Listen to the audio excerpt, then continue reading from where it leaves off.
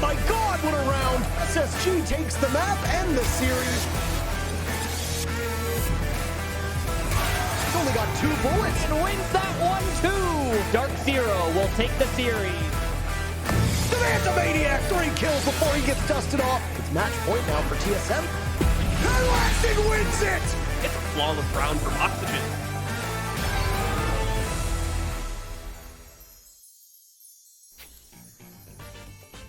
Four teams showed up to the City of Sin to play for their chance to be the best of NA. Dark Zero and Oxygen, they placed their best, but Lady Luck wasn't on their side.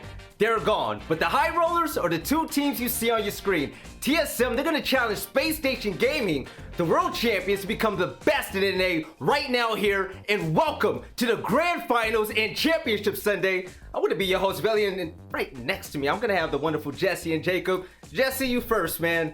This is gonna be crazy. My heart's pumping already, man. Are you ready for this? I'm ready, Veli. I truly believe we have 2 of the best teams in the world in this grand finals. I'm sad that not both of them can win, but at the end of the day, we're finally going to find out who's the best in NA. I'm excited. Jacob, another grand finals under your belt, tier 1. This is it, man. What are your expectations for this matchup? Man, I'm over here getting spoiled by probably the 2 most solid teams that North America has had for the course of 2020. I'm more pumped than than I've been for anything else the whole year. Let's get it on, brother. All right, so for those of you at home, you haven't tuned in all weekend long, I'm going to tell you about this format that we have, and the finals is going to be a best of 5. Space Station Gaming swerved their way through the winner's side of the bracket, so they're going to have a 1-map advantage over Team Solo Mid. Team Solo Mid, we're going to get into that a little bit later, but before we jump into everything else, first, let's hear a word from our sponsors.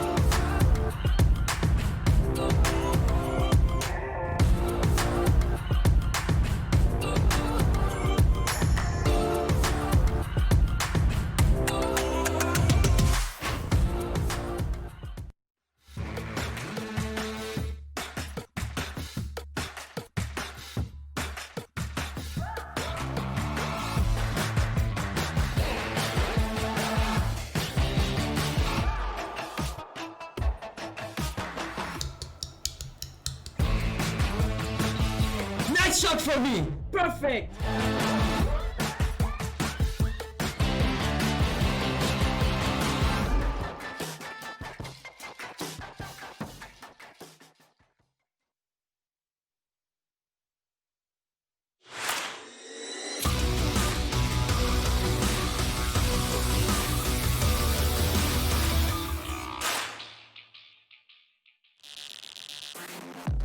Oxygen Esports started their North American major run by facing off against TSM. But despite pushing 2 maps to overtime, Oxygen did end up falling short twice in a row to lose in a 2-0 fashion against TSM. Gilles takes down 1, achieved with the other, and TSM lock it out on time. Without even getting a chance to rest and recoup, Oxygen had to turn around and face Dark Zero immediately afterward. But unfortunately, Oxygen didn't fare much better here, taking a 2-1 loss and ending their run at the North American Major in 4th place. Oxygen, how are you going to act? Because for right now, it's Dark Zero all over the board. Slashug gets 1, but he can't get the rest. And Dark Zero close it out in regulation, sending Oxygen home. For Dark Zero, however, this win kept hopes alive temporarily after they had lost 2-1 versus SSG in the very first match of the major. Skies is down. It's all on Mint, who whips out the SMG to deny the plant, but he can't get the angle. He's trapped in a corner. The shield will assist him, but not enough. SSG with the massive comeback. But then on day 2, Dark Zero's roller coaster of emotions, along with their time in the major, ended on a low note when TSM beat them 2-0 in the lower bracket finals, making Dark Zero the 3rd place finishers. Case starts for Geo inside of Does Me Hyper know where this is as he begins to contest inside of Pantry. It's a swing. They're trying to contest multiple angles, but TSM shut them down, and that's it. Dark Zero are going home. Now it's all down to TSM and SSG. They faced off just yesterday in the upper bracket finals when SSG took a 2-0 victory, a tough blow to TSM. Watching and fighting a Phantom Force, one for Thinking Nate as there goes to jump in, 2 for him, 3 for him. Thinking Nate has been absolutely inhuman so far, and Bosco will seal the deal. Although TSM recovered quickly to make their way to the grand finals, what will they get when they face SSG a second time around? TSM versus SSG. Welcome to Championship Sunday. Thank you so much, Jess. That was such a great, informative, and a nice video. It's always fun to see the highlights that happen throughout the entire weekend. But Jesse, man, like the matchups from day one. I mean, Dark Zero versus Space Station. We saw Oxygen go all out until they got knocked out. What was something that you really liked seeing so far the past 2 days? I mean, I've just loved the intensity. You know, there were the storylines coming into this. It feels like it's been so long just since day one, but that was only 2 days ago.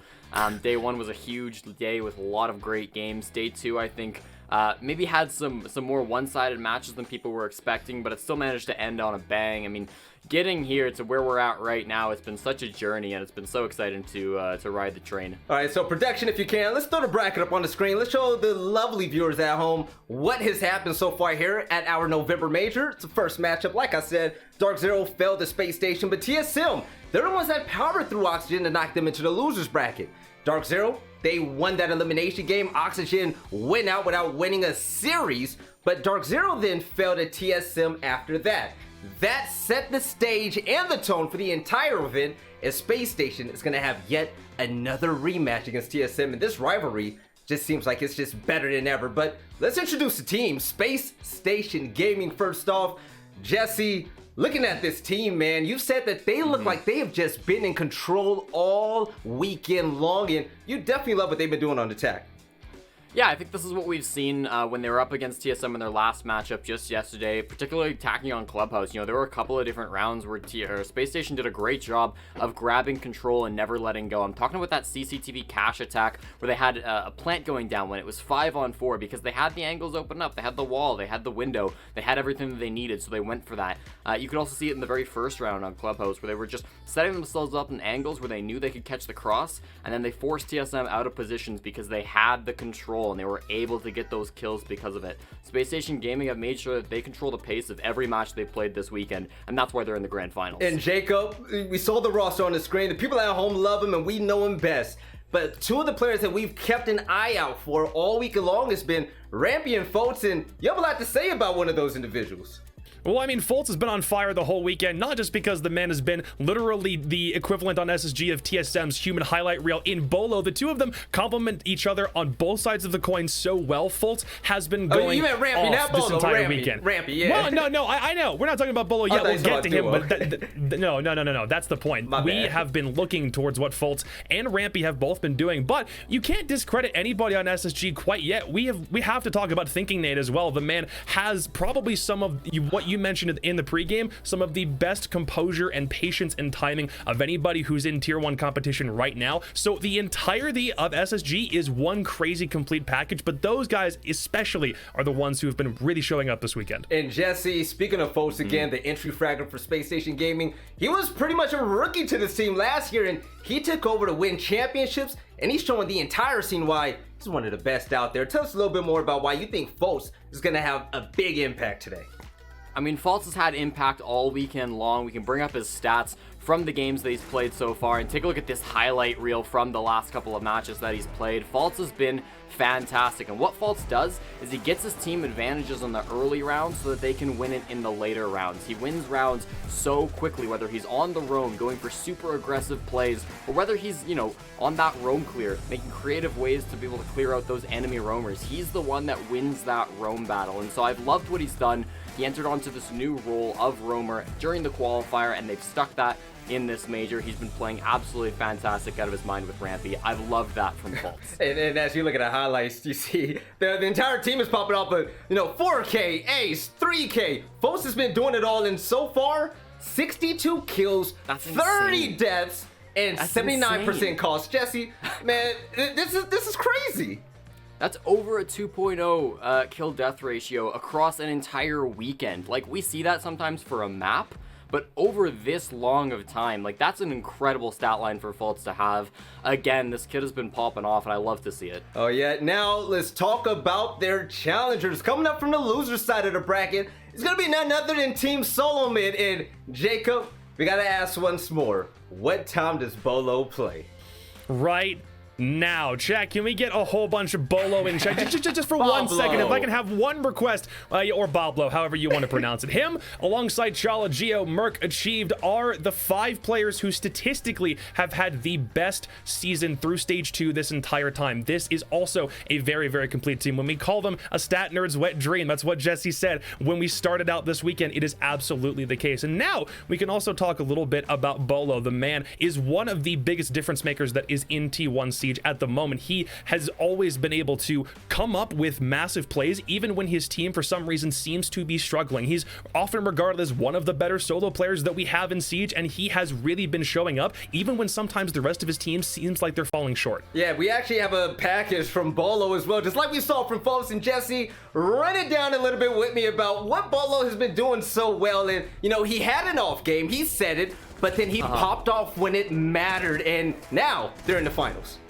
Yeah, Bolo did a lot to carry his team in the last match against Dark Zero to get here to the grand finals. Again, it's that roam game that he's been able to throw back time and time again, and he really does a great job with whether it's delaying time, getting 4Ks. Bolo's always the guy that you want to have alive during your round. It seems like no matter what, even when everything looks lost, Bolo is there to carry it back. There were a couple of times on Villa, I remember, where it seemed like hope was lost, TSM had to lose it, and then Bolo just stands up and gets a 4K. It's like, how does he do it? That's one on your screen right now where he manages to do this insane plays, getting these 4Ks, and I really have been impressed by what he's done. Obviously one of the most popular players in the game, and I think for good reason. Now, his stats aren't as pretty as Fultz, but the impact kills that he has in a round to clutch it out and force the win is just incredible. Jacob, now looking at these stats, what pops out at you?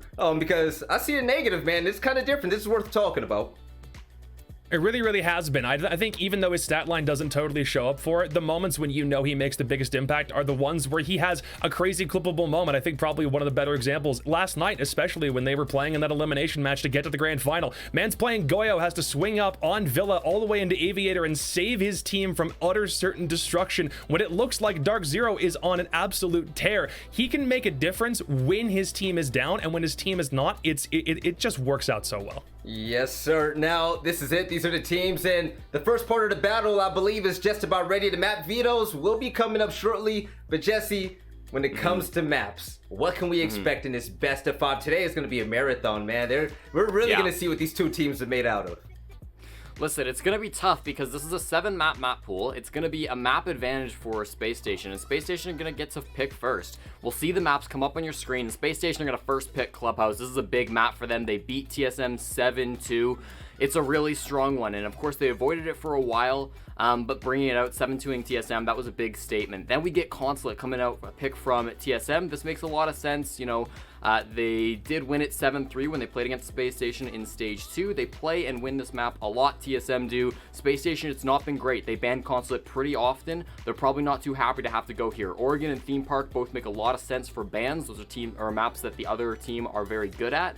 Then we go to Villa. Again, we just saw some highlights here. It's been one of Space Station's best maps. They've won it 7 times in the NAL and only lost it once. But that one loss was to TSM last major, and TSM are still a good Villa team. They've got a good record.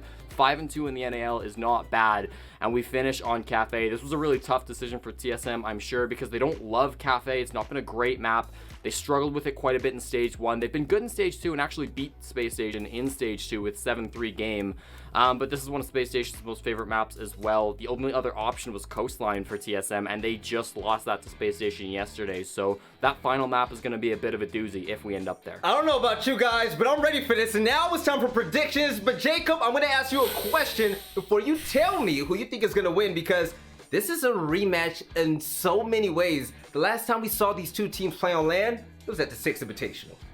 It was all the way back in February. It's a point that we harp on a lot, but it does have a lot of historical importance because it seems as though Space Station have always kind of had TSM's number on LAN. They played twice at the Invitational, and that was once in Group B, and it was once in the playoff stage. And that playoff game was also super important because that was what pushed Space Station to the grand final and inevitably set them up for that grand final victory. That's why we called them world champions.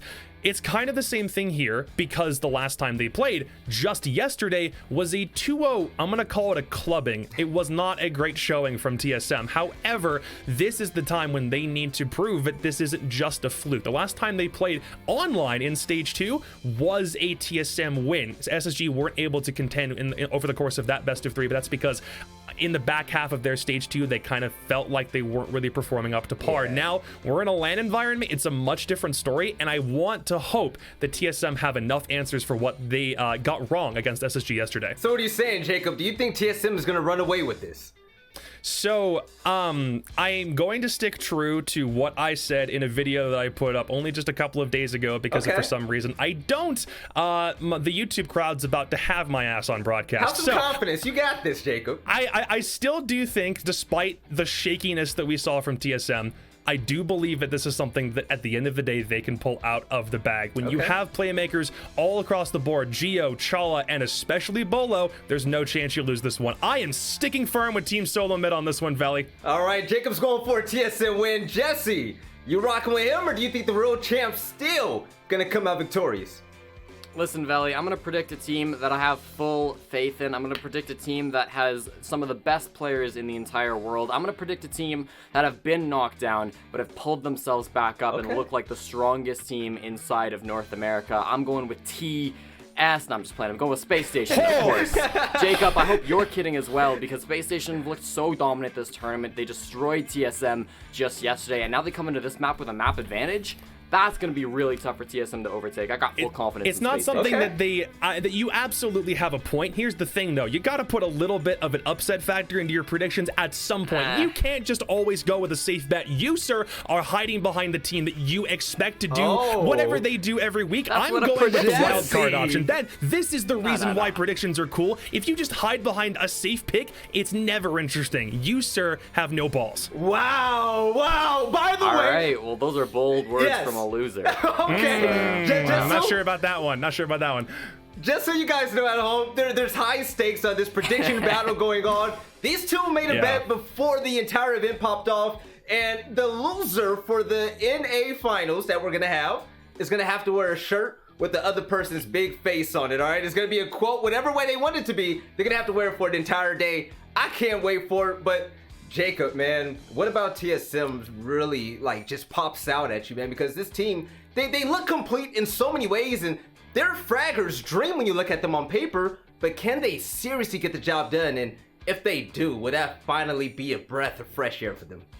Well, it would, because they're statistically the number 2 team through all of 2020, with the exception of the Invitational, because that's where they placed 3rd. However, every other time we've had regional competition for North America, it's been 2nd place. We've harped on it all weekend. In Season 11, they were in 2nd. Stages 1 and 2 of the NAL, they were in 2nd. Last major against Dark Zero in the grand final, they were 2nd. I like the idea of SSG winning only in the sense that it gets them out of this really sharp decline that they've been in. But I think if you are TSM, you cannot stand to lose this one and forever be the 2nd place team that we all know can't really win the big one when it matters. They have a lot more to lose in this instance, I think. I'm sorry to cut you off, man, but the teams are ready. So before we throw it to the casters, get everything ready, I'm here to ask you one more time. Make sure you follow our socials, and shout out to all the people that put my face on a Bernie Sanders meme. But follow the socials. That way you can stay involved and just in the know with everything that's happening in the Rainbow Six Siege universe. And also check out the Ubisoft store with the special limited edition merch that we have for this specific event. But fellas, now's the time. Jacob, you have TSM. Jesse, you think the world champs are gonna pull through? But ladies and gentlemen, now is the time. It's the gauntlet. The world champion Space Station Gaming facing off against Team Solo Mid. Casters, take it away. Oh, well, thank you so very much, Veli. Michael, it's a big day today. Yeah. You look great. You look great, by the way. I just want to let you know. Look how good you look. Thanks. The gray with the Thank you. nice I color appreciate it. I palette. had to make a tactical decision at the end to change blazers because, would you believe it? Most of them haven't been to the dry cleaners in like 6 months because they've either been closed or haven't needed them. So, but we're here. We're here now in the grand finals. Michael, we casted TSM versus Space Station yesterday. If you even remember, since it was pretty short. Not. Long time and You've forgotten every single part of that matchup. Well, it was a memorable one all of it. for the wrong reasons for TSM, but for Space Station fans, I think they had a lot to celebrate with that particular match. And the fun part is that Clubhouse, which was an absolutely dominant performance, one of the more dominant maps that we've seen so far in the major, breaking in favor of Space Station, is going to be up right away. If you're a fan of SSG, you should be absolutely pumped by this one. Because not only are you coming in with a 1-0 lead, but you are additionally coming in with your best map up next. There's a very real possibility here that SSG springs out to a 2-0 lead in short order. Now, I wanted to make a joke. If Clubhouse was the map that was auto-banned, I wanted to say, well, SSG beat TSM so badly on Clubhouse yesterday that it got auto-banned and the victory carried over today. Unfortunately, it's Coastline, which was a closer one. It was still obviously very lopsided in favor of Space Station, but regardless, today the match I think is really going to come down to which team starts out hot out the gate. Yesterday, the issues that TSM had were that their gunners were asleep, and strategically, they weren't exactly the best. Well, it's hard to match Space Station when you're failing on both of those, let alone even one. The good news for TSM is that they woke up against Dark Zero, though I would largely argue that DZ fell asleep yesterday. So we'll see exactly what happens with these teams. But there is a community poll for you, and for some of our literary fans in the chat, they will appreciate this one in particular. The question today that you can find on R6 Esports NA, by the way, are you Team Jacob or Team Jesse? Despite my protesting, they would not add Team Edward to the poll. I tried my best. Unfortunately, production overruled me. And I'm well aware that by saying this, it is going to allow them to dunk on me on social media, oftentimes using clips of myself. So go and vote. Are you Team Jacob or are you Team Jesse? Do you believe that Jacob is correct when he says that TSM is going to take it? Or will he be spectacularly wrong like he is with every single prediction he's ever made in his life? Or are you a fan of the smartest man in the game, aka Jesse Chick, who thinks that SSG is going to win? And frankly, I don't really have a dog in this fight. I don't know who's going to win, whether it's TSM, whether it's SSG. I just want to have a good time, man. Michael, I know you can agree with me. Let's get into the game. Space Station versus TSM is ready. So we will start off with Clubhouse, map number 2, technically, as SSG already given a victory on map number 1, which should be Coastline. We'll see what happens with the operator bans. For the first 3 maps, TSM will be starting on defense. Clubhouse, Consulate, and Villa. TSM on defense first, SSG on attack first. That changes if we need Cafe. We might not even need Villa, but here we are. Funny enough, and very conveniently, it flips on overtime. So TSM is going to be starting on defense the first 3 maps, but in overtime we'll be attacking twice. If you pull up the statistics on which attackers are banned the most, well, there's a bit of flexibility here. The defenders so far have been dominated by both Valkyrie and Wamai. Do bear in mind that Echo is still out of play. Maestro has not been banned so far in this major. He will get removed, as will Kaid. The operators on defense that have been banned thus far are Wamai, Valkyrie, Mira, Vigil, and Clash. So getting to see this Kaid Maestro ban is really something special. Now, it's TSM who banned Maestro. Why do they do that? Well, 2 men. Fultz and Thinking Nade are both spectacular on that Maestro role. And while we know that Merc is capable of holding that same role on TSM, they've been using him with a little bit more offensive upside, Vigil being a pretty good operator for that. Now, Vigil has escaped the ban phase, so we're not going to see him, or we're not going to see him banned, so we will likely see him in the game at some point.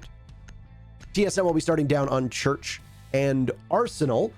while I do like how much diversity there is on these attacker bans, because right now, Ying and Nomad and Ace and Maverick are dominating. They are making up all but 3, or all but, rather, I guess technically 6 different operator bans. 3 games in which they were banned.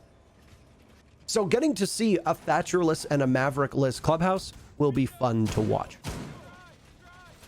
It is very different to have both of these operators banned, that's for sure, but it does upset the paradigm somewhat, and I can respect that. I was talking about this with the desk before we got started. You know, if and when we end up on Clubhouse, which you got to expect with the way the ban phase works in a best of 5, TSM is going to have to shift things. They're going to have to change the way the game is played somewhat in order to have any kind of edge over SSG. And you got to respect that they are doing that right now, the way that these bans have ended up. At least SSG has that Kaid ban to make it not as bad. So there's that. You talked about the Meister ban as well.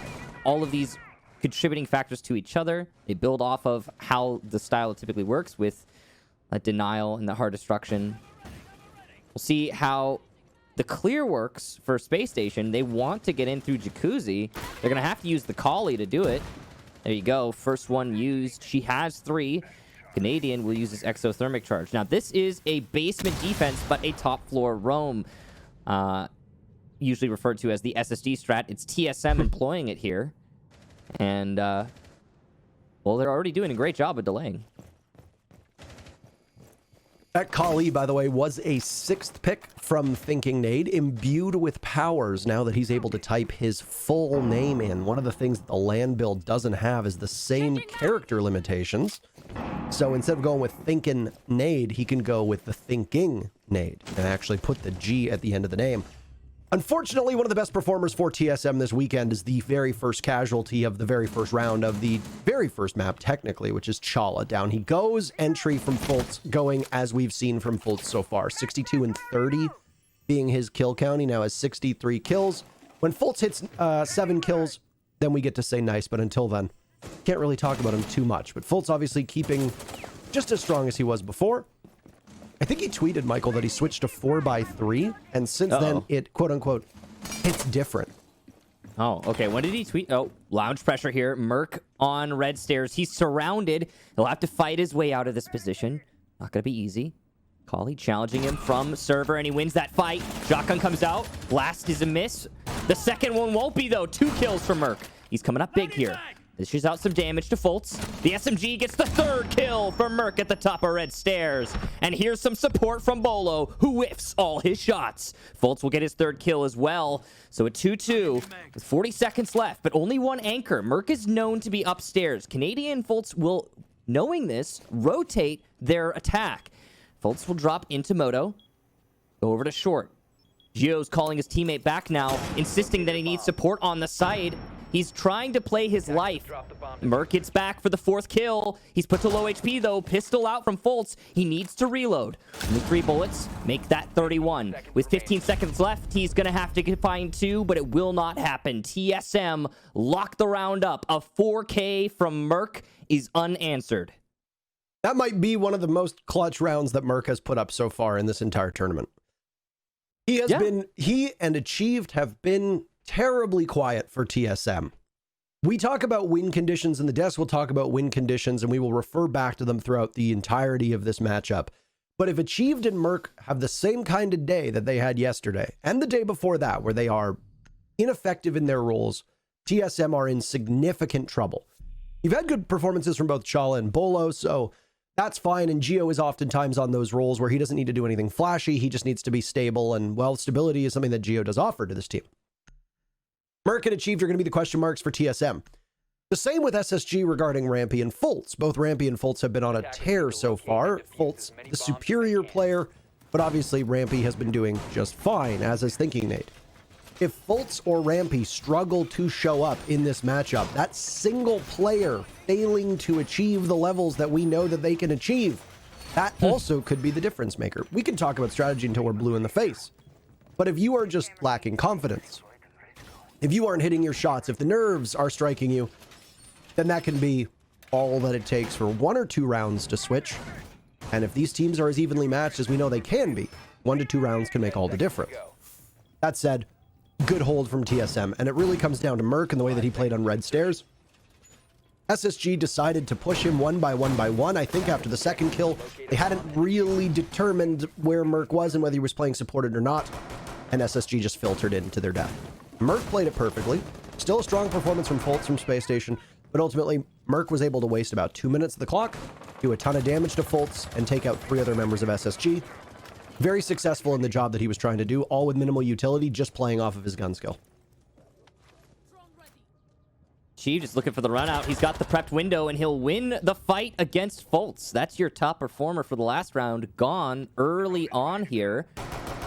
It's a really important kill. Chief did take some damage from it, though. So he's going to be worse for wear in future engagements. Canadian able to open up the wall into server.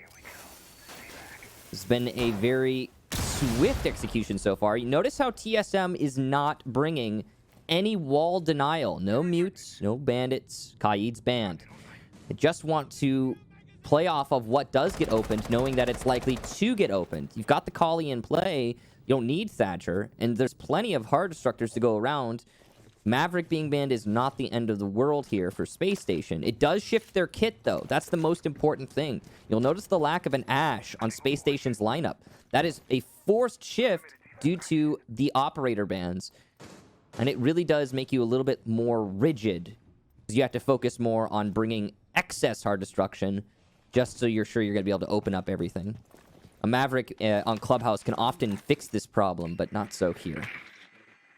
This Kali will be fun to watch.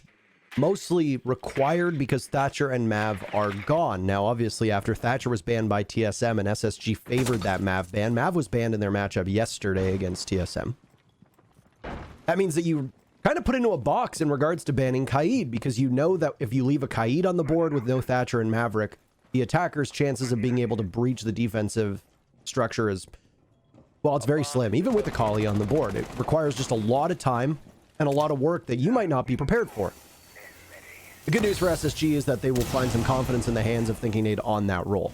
For TSM, they are in significantly better shape for their 6 defensive rounds because of the way that these bans shaped out. SSG realized that attacking from the balcony leading into CCTV is not exactly what they want, so they have decided to post up over by construction. And TSM is just waiting and is obliged to greet them, with Chala and Achieved playing off of the panel on red, waiting, watching intently, while Achieved can also look towards the window that would be inside of the B-bomb site.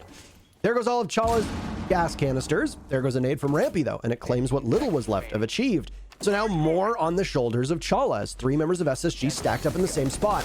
But they're waiting for it. Rampy runs right into his death. Canadian is in next. Chala finished off. Thinking Nade will now need to cover. Canadian, where are you? You need to go for the plant at some point. Thinking Nade's the only one to watch you. 3 members from TSM will come in, and it's the sidearm of the Kali of Thinking Nade. He guns one down. Looks for the second. He grabs it. Runs out into the Valkyrie. It's Merc versus Canadian. He gets them both. 2 for the price of 1. What a hell of a performance through 2 rounds for Merc. And TSM will happily take the first 2 rounds of Clubhouse. What an effort from Thinking Nade. 1 more frag from any of his teammates on the entry there.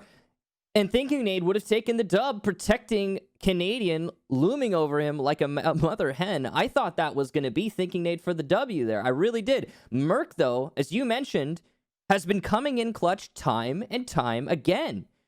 I mean, we're just getting started here. It feels like we've been running a marathon and we're halfway through. With only 2 rounds done, these teams have been slugging hard against each other. I mean, I know this is a 12-round match in a certain perspective, but I really didn't think that it was going to start off so explosively. Merc. What a showing already. I don't think I'd have to look back on all of the individual statistics, but Merc at this point, he has 6 kills through 2 rounds. Obviously, probably not going to sustain those numbers. At some point, he's going to come back down to earth. But for somebody like Merc, who has struggled to break 5 or 6 kills in a fair number of maps so far, and TSM's played a couple maps. The fact that Merc is already at 6 is excellent for him. And it's really good for his team, because I honestly think that's been the one big thing missing so far. It hasn't just been achieved, but Merc more than anything. I know that Merc gets beaten up on social media for this, and I know that the TSM fans have very high expectations of somebody who is often touted as being one of the best fraggers in the game. But when Merc has a slow day, TSM does suffer for it. Today, he has utterly dominated those 2 rounds. Extremely impactful plays on round 1 on Red Stairs. Extremely impactful plays inside of Cash in the post-plant clutch for Merc. Overshadowing what was a tremendous performance from Thinking Nate. I think that one of the common themes you see with the layman when watching a Siege competition is that they will assume that their particular favorite player is going to have the performance all the time. One thing that is very prevalent, or very common, I guess I should say, in high-level Siege competition is, you're not always going to have a good day as an individual. What really matters is having a good day as a team. So, for example, Bolo hasn't gotten his first kill yet. And yeah, he's gonna eat some on social media for that. But that's just from the people who don't get that TSM is a team. Merc is filling in the role right now. And someday in the future, Bolo's gonna fill in for Merc. And you're gonna have give and take there, and that's part of the equation. You gotta remember that you can't always be popping off. Not too long ago, as you mentioned just now, not too long ago, it was Merc who was in the struggle. And we could see that even shift in the middle of this best of 5. We're not done yet. In fact, as much as this feels like we've been watching a lot of these teams play together, we're only just getting started. We'll have to wrestle with this clash as the first point of contact, and there's already been a lot of time that's gone on here in round number 3. It's a little minute to go or so. Boltz is waiting for the clash to show either of her sides, and then Achieved can just take a couple bullets to the shoulder, and that'll be that. But there's been a call made from TSM, and said the clash will wander on over towards Jacuzzi, and posted out on the balcony is the Sledge all alone. Rampy will do what he can, but there's really not a lot of options here. Grenade primed and ready. You have to toss that one properly. There it goes, and down goes Achieved. What were you expecting, Achieved? You had to know that was coming. He gets an anvil dropped on his head, and just like that, the opening pick for SSG may allow them to snowball into the rest of the bomb site, but they've got some work to do. They're going to have to tackle this wall inside of bathroom first. Merc with 1, that's his 7th kill. Fultz finds Geo, but still the advantage favoring Space Station for now. Chala scrambles as best as he can. He's exposed inside a bedroom. Fultz swings in. A big kill from him, and he's flicking around trying to find his next target. It'll be Merc ready to strike. He's watching over by the logistics store at the top of the main stairs. He'll get droned out by Canadian in just a second, and there it goes.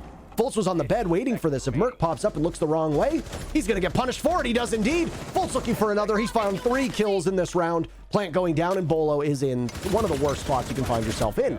Does lots of damage to Fultz, but Rampy is there for added insurance. And Space Station, well, they break TSM's 2-round streak, and SSG finds round number 1 for them. It's a good job there from Fultz on the entry from Workshop. That's key to the round. We saw SSG take control over by Cash very early on. And that was huge because with that control, they can leverage so much crossfire on the site. The shields were the contingency plan for TSM. They're thinking, okay, if we lose control of Workshop, not a big deal. We've got enough shields to position ourselves comfortably. And that did work to an extent. It actually kept TSM in that round a lot longer than they had any right to be. But ultimately, because Fultz on a solo push out of Workshop was unstopped, unable to land all of his shots because, Fultz just does that, keeping true to his 2.0 KD so far in this map, as he has over this entire tournament. Because of that entry, because nobody on TSM is able to stop him, he was, I think, really just the winner for that round. The man to stand out, as I like to say. The rest of SSG took advantage of that. We also saw a beautiful nade very early on. Achieved going down in the clash. You really voiced it perfectly. What was he thinking? I'm not sure. Whatever the case be, that early casualty for TSM was somewhat crippling, given that Clash's main purpose is to delay the round as long as Clash can. Totally agree. And small mistakes like that have been committed by every single team so far in the major. We've seen them time and time again. We pointed our finger at Rampy for a couple of the things that he did. We pointed our finger at some of the plays that were made by various members of Dark Zero. You and I didn't cast either of the OXG matches, so we didn't point our finger at them at all. We did the same with TSM and some of the plays that we've seen from Merc and even some of the plays that we've seen from Geo and Achieve that have kind of caught us by surprise. Whoa! Now that's a Special delivery for Merc, and he is not accepting packages at this time. No, please return to sender. Thinking Nate enjoy the bench for the next 2 minutes or so. The Jackal drops in front of the open window at Jim and gets vaporized. So, all right, TSM now at this point through 4 rounds. They've broken even with Space Station on these opening duels and will look to sit pretty in terms of holding the numbers. Now, if you go back to round number 1, which was the last time, or even the first time, that this was a Church Arsenal hold. I paused for but a moment there because Fultz is, at the moment, in a battle to the death with Achieved, and, well, he doesn't really want any of that, but he needs to be very careful of down below. Fultz fishing for that other kill, and somebody lurks on the stairs of blue. Ever so patient, it's Geo, and he'll just continue to run round and round and round as Fultz creeps up as best as he can. He'll be slowed by the Banshee at the bottom of those stairs. Geo's not going to give up on this spot. Very rightly so. Great trigger discipline so far from Fultz, but it has ultimately cost him. And, well, it doesn't there, though. He misses on every shot. That is not what you want to see from your superstar fragger on Space Station. That should have been a very easy kill on Geo. No, sir. That was definitely a moment to make or break the round. And Fultz actually takes more damage than he put out. The worst possible result. Keep in mind, TSM still has roamers far afield on the top floor. 2 of them. Achieved and Merc in positions of power over the SSG attack right now. And Space Station just doesn't have the time to deal with them. So they'll lose Fultz on a long angle being played by the main staircase here. Merc picking up his second kill. He's C4s for the third, but nobody's there to catch it. He'll get it in the hallway. Bosco goes down, and Merc rotating back into sight. On an entry here, Canadian and Rampy have forced their way into Arsenal. They've got site control by default Plant and Box 1, but they're dealing with K9 now. That's Geo who wins his fight, and the C4 for the second. TSM shut SSG out. This is a night and day TSM than we saw yesterday, and while they obviously came very prepared for Clubhouse, and when you're in a best of 5 situation, you know there's going to be one default ban. SSG worked really hard to ensure that Clubhouse was going to be on the board. And who can blame them? It's one of your strongest maps. You absolutely slaughtered your opponents on this map yesterday. The thinking behind it for Space Station is that they might know that it's going to be a closer matchup, but they still will come into this with the utmost confidence. This is SSG's map. It is the very first map that is technically being played. And yet still, TSM are proving that they are very capable of bouncing back. Merc, Geo, they have showed up huge so far. And because they've shown up so big, you've got your 2 typical players from TSM that we've been touting the praises of, both Chala and Bolo. They've been very quiet. Merc breaks double digits in the first 4 rounds off of multiple kills in every single round. What was it, a 4K, a 2K, a 2K on the previous round, and another 2K would give him 10? It really is outstanding stuff from Merc. That would give him 8, wouldn't it? No, because he got 10. a 4K, yeah, and, it would give him 10. a 4K and 3 2Ks. Yeah, I forgot about the third 2K. There's something empowering about being not necessarily in a position to, you know, as you say, put yourself on double digits in the first 4 rounds. But I think somewhat more important for a player's mentality, the lack of death. Merc has died once. That is a superpower. That is something that puts you in the driver's seat for a map. And the kills are almost secondary sometimes when you're in that position. The kills kind of, you don't really realize it when you're there. You're just picking up frags and you're not really sure what's happening. But what you are certain of is, man, I haven't really been dead very much. This feels great. I'm playing in all of these rounds. I'm influencing every single one of them in a meaningful and significant way. Speaking of, in this round, Merc is going to try and bandit trick the wall. You can see he's standing away from the wall to try and avoid lifelines from the Zofia or nades that might come from below. He will react based on what the Thermite does. Looks like it's going to be the discs and the Jaeger ADS is protecting Merc, but he will not force the issue, allowing the wall to be opened up. I think that's the right call there for Merc. He possibly could have denied the wall, but it's better to just have Merc still in play. His gun is too hot to let drop on the floor right now. Absolutely correct. But he does drop anyway, Michael, down into that first floor, and he'll head up the main stairs where he could end up in a collision course with none other than Rampy over by Jacuzzi. Merc is aware of this as Rampy opens up some of that wall, and, well, a drone just drops on down to help Rampy on this entry point. That's half of the round gone right now. Merc tosses out a nitro cell, and he gets it. Oh my goodness. Everything about Merc is just coming up roses at the moment. And he's going to continue to persist in this angle. He gets shaken off, but Bosco is waiting just outside of the construction window, and down goes Merc. So that hot hand, well, it'll ride the bench. A single kill, but a pivotal one at that. While there's not a ton of time left for the remainder of SSG to get themselves in order.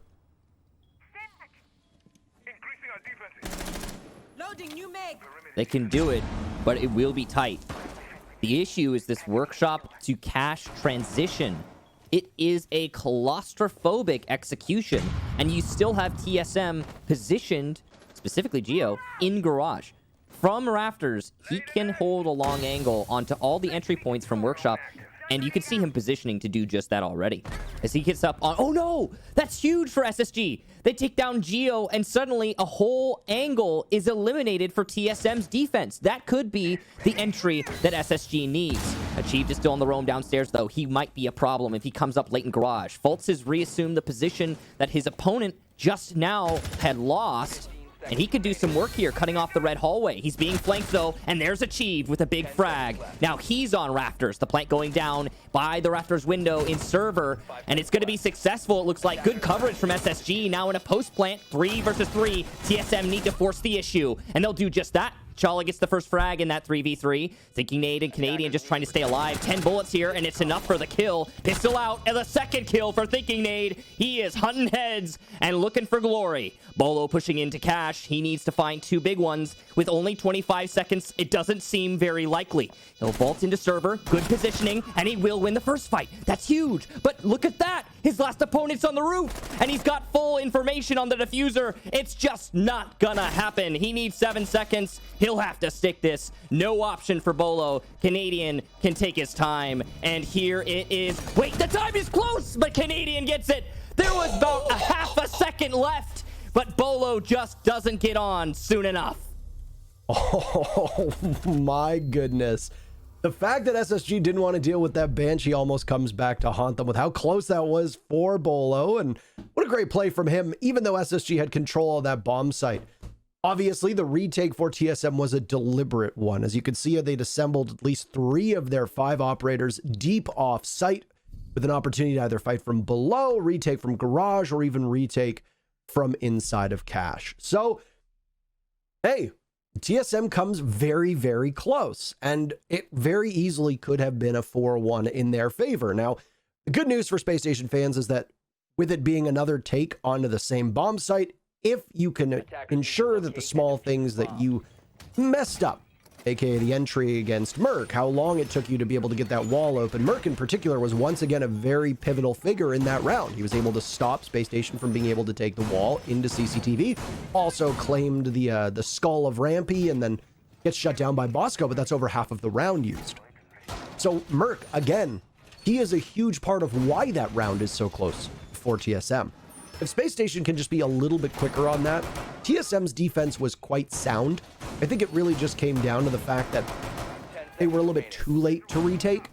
If they were faster, could have broken their favor. For Space Station, you've got a couple small things that you can fix, but I suspect that from TSM, we're going to see an entirely different setup that doesn't involve them playing that far off site. The biggest tell of that is the fact that there is going to be no wall denial whatsoever. No bandit, no mute. All those walls are going to get opened up. Space Station knows this. They'll be quick at it, I'm sure. But then the problem is, well, what do we do about those that are sitting behind the 2 deployable shields that'll be present, the Valkyrie cameras that'll be up, and the nitro cells that will either be prepped and ready from inside of the A bomb site or from down below?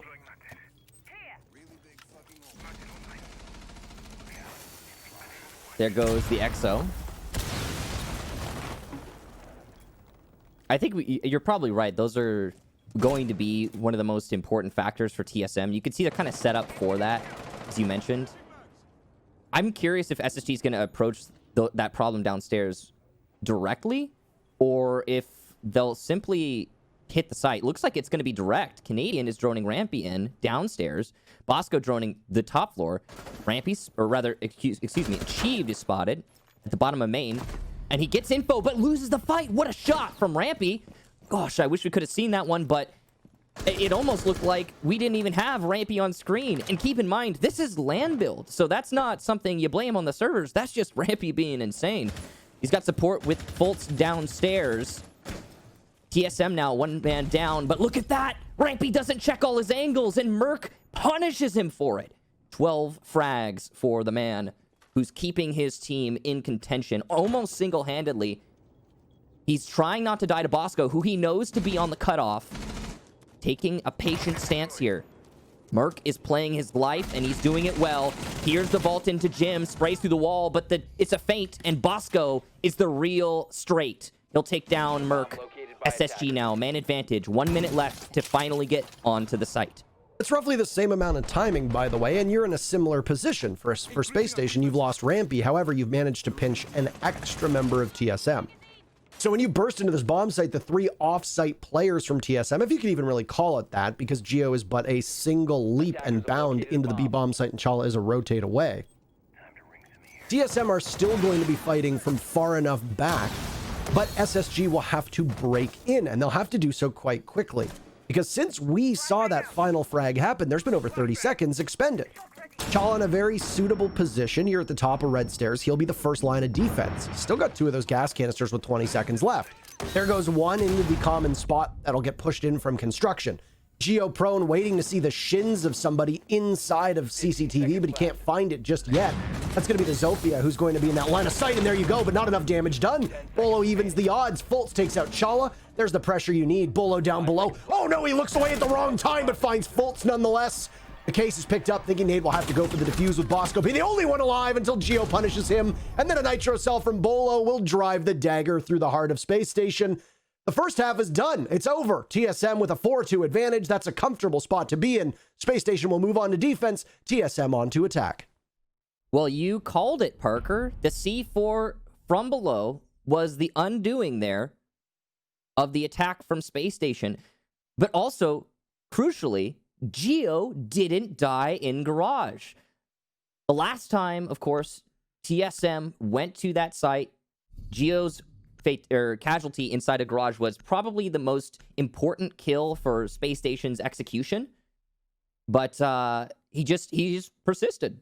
And those angles on the prone hole there, nobody from SSG was comfortable challenging that one. And it makes sense. What an odd thing for Achieve to do. And it worked out great. We were talking in the lead-in about how TSM needs to get a little funky with it. They need to do some upsetting things. This is SSG's map. They have proven that time and time again. But yeah, I mean, the little funky things that TSM did pull out on that first half were good enough to get them to the 4-2. 4-2 is the winning half, of course. It is expected and hoped for on defensive sided maps like Clubhouse.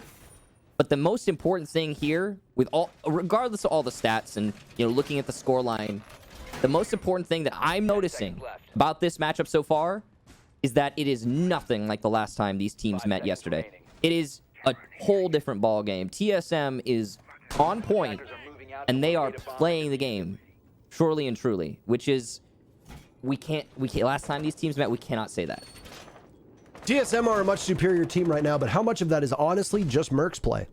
If Merc presently wasn't roaming with the same confidence, if he wasn't as effective to kill time, if he wasn't as aggressive as he is, because yeah, Merc is hitting his shots just fine, but I think the key difference that we've seen as of late is that Merc is deliberately taking fights, whereas he seemed to shy away from it previously.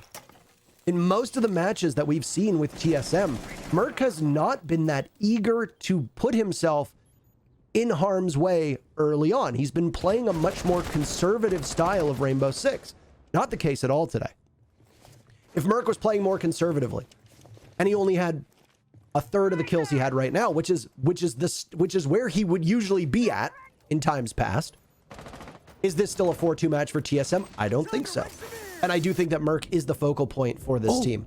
Excellent impact trick, by the way, is there'd been damage done to SSG, their lives being chipped away at by TSM. And Foltz is the first one to die with, by the way, him getting a kill previously. That puts him at 69 kills so far in the major. Nice. Thinking Nate is still alive, and that bandit tricking that he's doing on the wall is going to be crucial. TSM had thought that they'd get away with it, but Geo will now only have 1 exothermic charge remaining, and you just want to bleed that utility out of your space station. TSM will have to do a better job of being able to get Thinking Nate off of this spot. Bolo's the one to do it. Downstairs, he's trying to put the pressure on from underneath. I don't know if he has any lifelines, but I doubt it. Looks like he's used them. And there's a spray from the bandit himself, Thinking Nate, putting the pressure back now onto Bolo. The fact that Thinking Nate has kept this wall intact for so long is huge. He's going to keep trying to do it. He's only got 1 battery. He can't juggle that fast enough. It's just not possible. But the delay factor is there, and he will get out with his life still intact. SSG in a decent position, though the HP and the man disadvantage here does seriously put them in a worse spot than they could be. The utility game has been well managed by Thinking Nate and Space Station in general, so it's not over. This is still anyone's round. And the time is being poorly managed by TSM as they get ready for their final execute.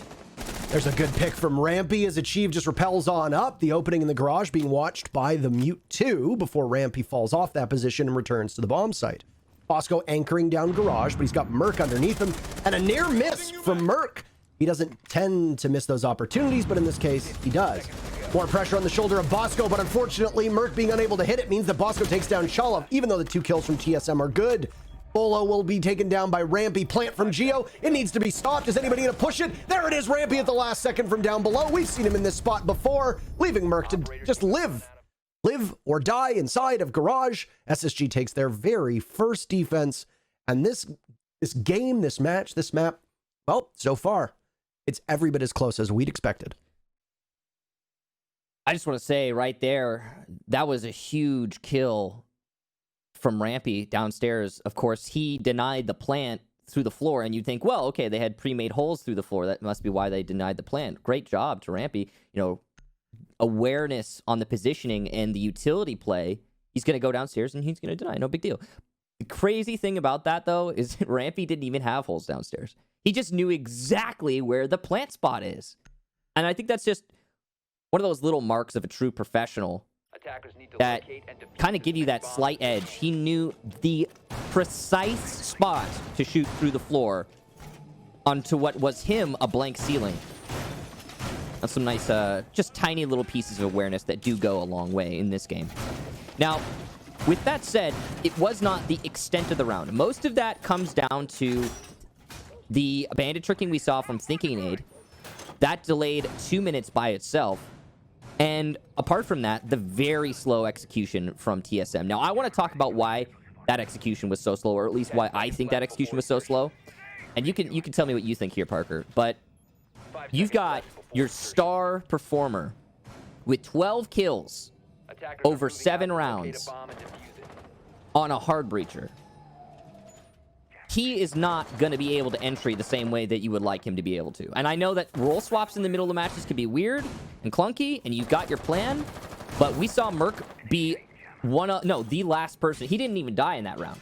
Right. He's not in a position to really expose himself because, yeah, he's got a great gun on a good operator for entry if you don't need hard breach, but you do need hard breach on this map. And him not being able to make those entry plays where the rest of TSM is not as potent in the fragging department right now, that is going to hold back TSM's execution. It's going to slow him down. He's comfortable on this role, though, and I do think there is some credibility that teams like to play Ace in a frag-heavy role once those Selmas go down, especially when you've got the 2 hard breaches, right? And that's the goal of Geo on this squad, is to take out the hatches, which is going to be his prime target, as this is a church defense for SSG, and because of that, well, you got 3 hatches that you need to take care of. You happen to have 3 bursts of X-Kairos before the changes to Hibana come into effect, which are currently live on the test server. Also, time for everybody that's watching right now If you're on PC, download the test server. You get access to content ahead of time. This is not how I expected them to use their utility, by the way. Yeah. You've got a Hibana who's each round of X-Kairos can open that up. Unless they're worried about getting impact tricked. That's the only thing I can think of. And I mean, it's a pretty good assumption. There doesn't Except there's, appear... no impact grenades on SSG's side of things. So I understand why TSM wants to do this. But if they didn't know the lineup from Space Station, they would have known that they didn't necessarily need to do that. What this will do is it will very likely leave one round of X-Kairos to probably go on the church wall. That would be my guess. There's still one left for Geo, so that seems to be the plan, unless he's going to drop blue. But there's a lot of confusion right now as to what TSM wants to do, and you can hear it in our own voices, as they have seemingly just called an audible and completely changed up how they wanted to pull off this execute, with some of their focus going towards Dirt Tunnel, and the rest just being a straight kitchen drop. This is going to be very dangerous. The smokes are going in to try and make it a little bit better, but you can see SSG is perched up, waiting for the drop. Achieve will get fault, so that's a great entry, but look at the time. 25 seconds? TSM doesn't have any options right now, and this position being played by Rampy could win the round for Space Station alone. He even has a C4 if he loses track of his opponent. Geo gets into Cubby. C4 is there, but he's not using it as the flank from blue works out for TSM. Huge kills there from Chala. They allow for the plant to go down. And now Rampy, with almost no HP, is going to have to find 4. It's not happening. Geo shuts him down. He can plant and frag too. And TSM make a miracle happen in that round. Well, the performers that we didn't see high numbers from over the last couple days have seemingly woken up and have just taken on this mantle of world beaters, as both Geo and Merc are the 2 players on TSM that are having the best day at the moment. A huge round from Chala as well, and don't discredit the sledging that was done of Achieved above. He got that opening pick to start things off, but his ability to take away that flooring inside a kitchen is what opened up a lot of these avenues for TSM to play off of, and additionally make it so that the defenders can't just freely push up to the diffuser. It might not seem like something big, but if you lose a sledge or a buck early on a map like Clubhouse, on a site like Church, and you cannot do to the kitchen floor what Achieved just did, the chances of you being able to successfully hold a post plant from above drop, and they drop very quickly. You need to be able to cut down on rotations that are going to happen below. As an attacker sitting on that hatch, guarding the diffuser from an entire floor above, you need to be able to see people when they're coming. Whether it be the doorway leading into Church, whether it be from dummies, whether it be from AK, whether it be over by Dirt Tunnel, there's a lot of very strong positions that you can play upstairs in kitchen that are solely enabled by the soft destruction work. So that's one of those things where we often talk about how the contributions that you make are not always shown on the scoreboard. Sure, Achieved got a kill to start off that round. Tremendous. The first pick came with 35 seconds left on the clock, and it allowed TSM a little bit of breathing room when they went for the plant. But the story was not all Achieved. His work, in terms of what he did with his gadget, was arguably far more important than the single kill that he got, and that is a metric that is never going to be shown when you press tab or bring up the scoreboard. It just will not happen.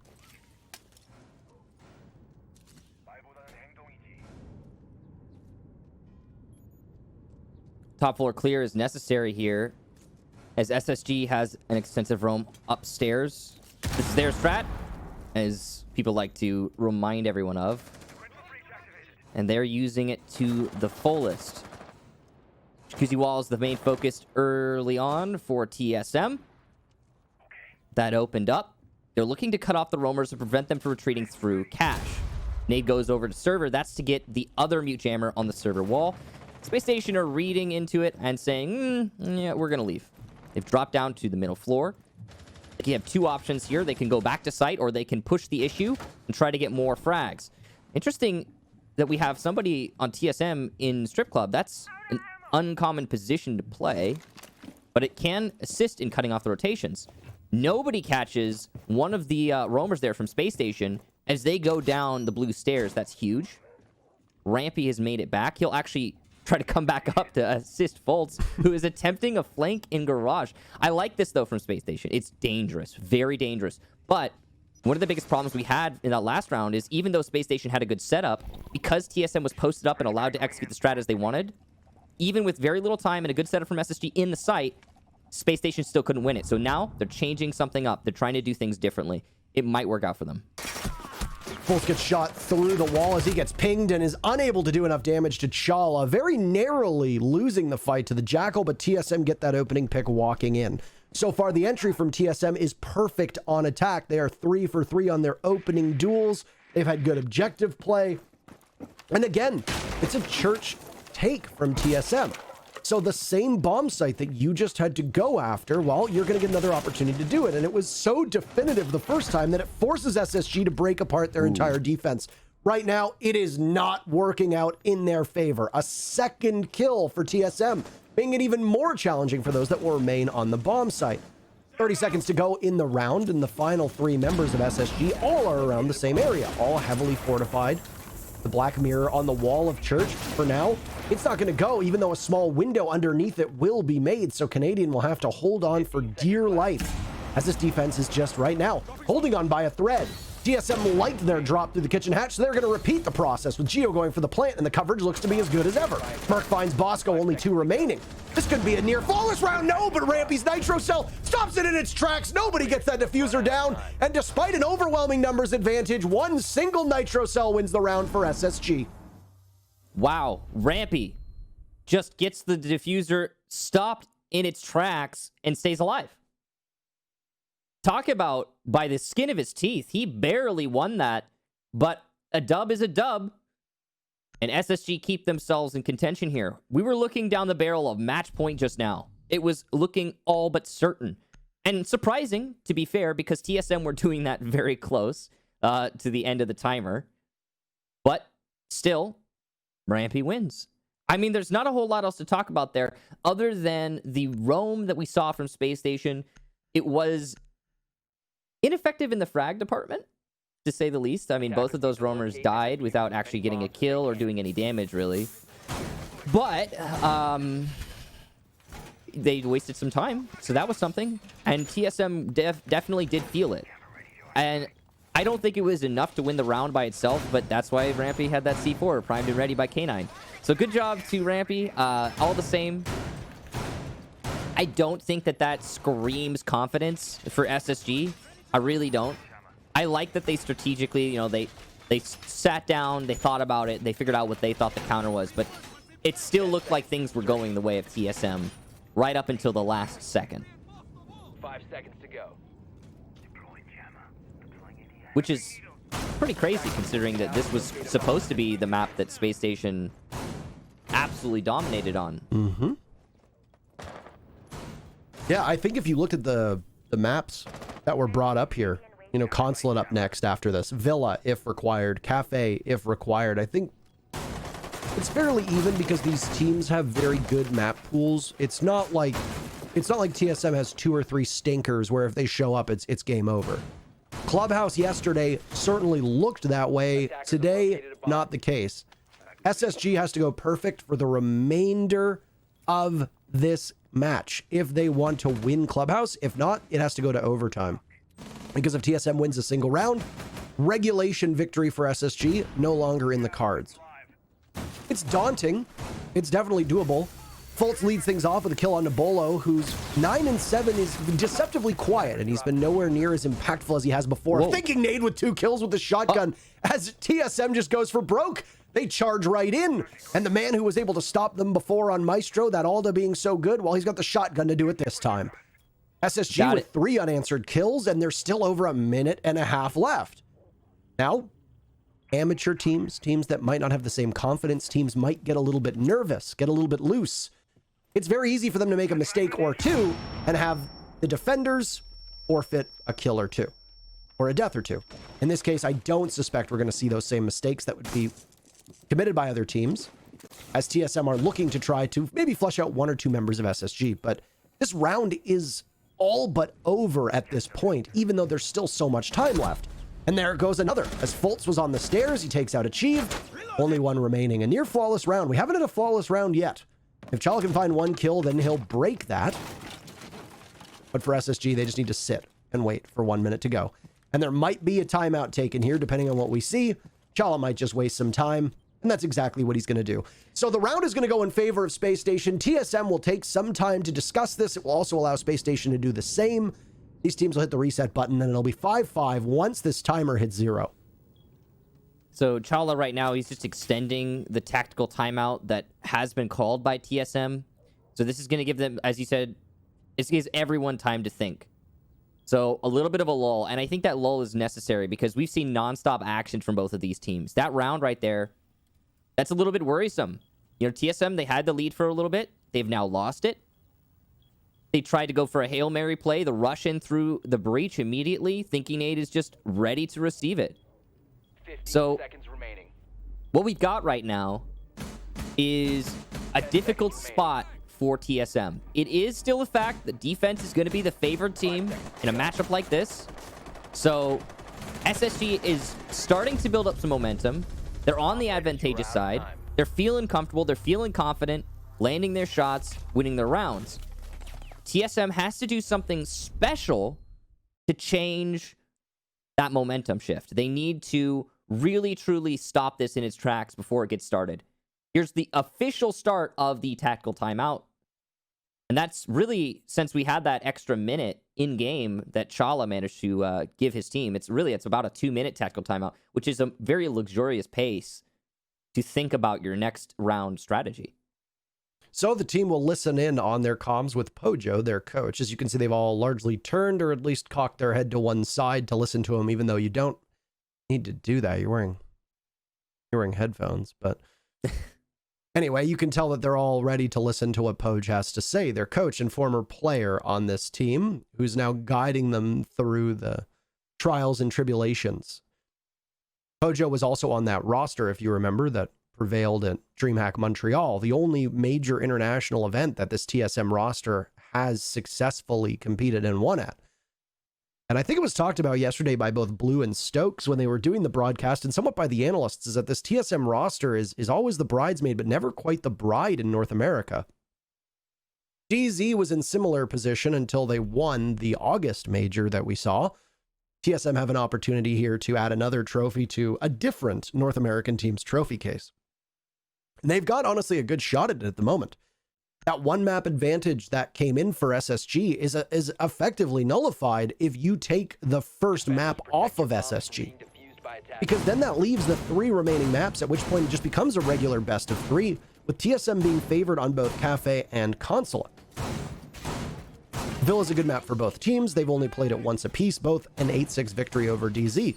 But if you watched the TSM versus DZ game yesterday on Villa, which Villa, by the way, becomes a requirement if TSM wins this map, it was more that DZ let TSM win rather than TSM muscled it out. A lot of mistakes committed by Dark Zero, and I would argue that for the most part of that map, DZ was the better team over TSM.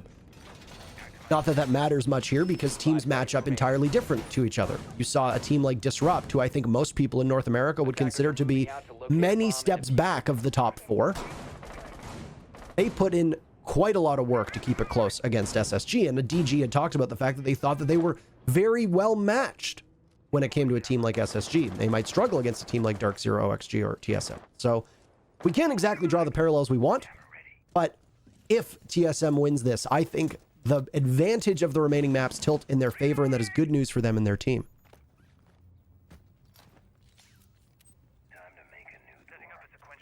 U-Jammer is going to be a problem there for Geo as he tries to get the wall open. It'll need to be stopped or destroyed by somebody on TSM. Could be Bolo, could be Achieved. Somebody with an explosive device from server window. It's likely that there's got to be like one disc, one magnet. But no, it's actually just, yeah, Bolo doesn't even need to use an explosive. He'll shoot it from rafters. Now, Rampy is behind this attack right now, and Fultz is on top red, so this is a significant investment on the cash side for SSG.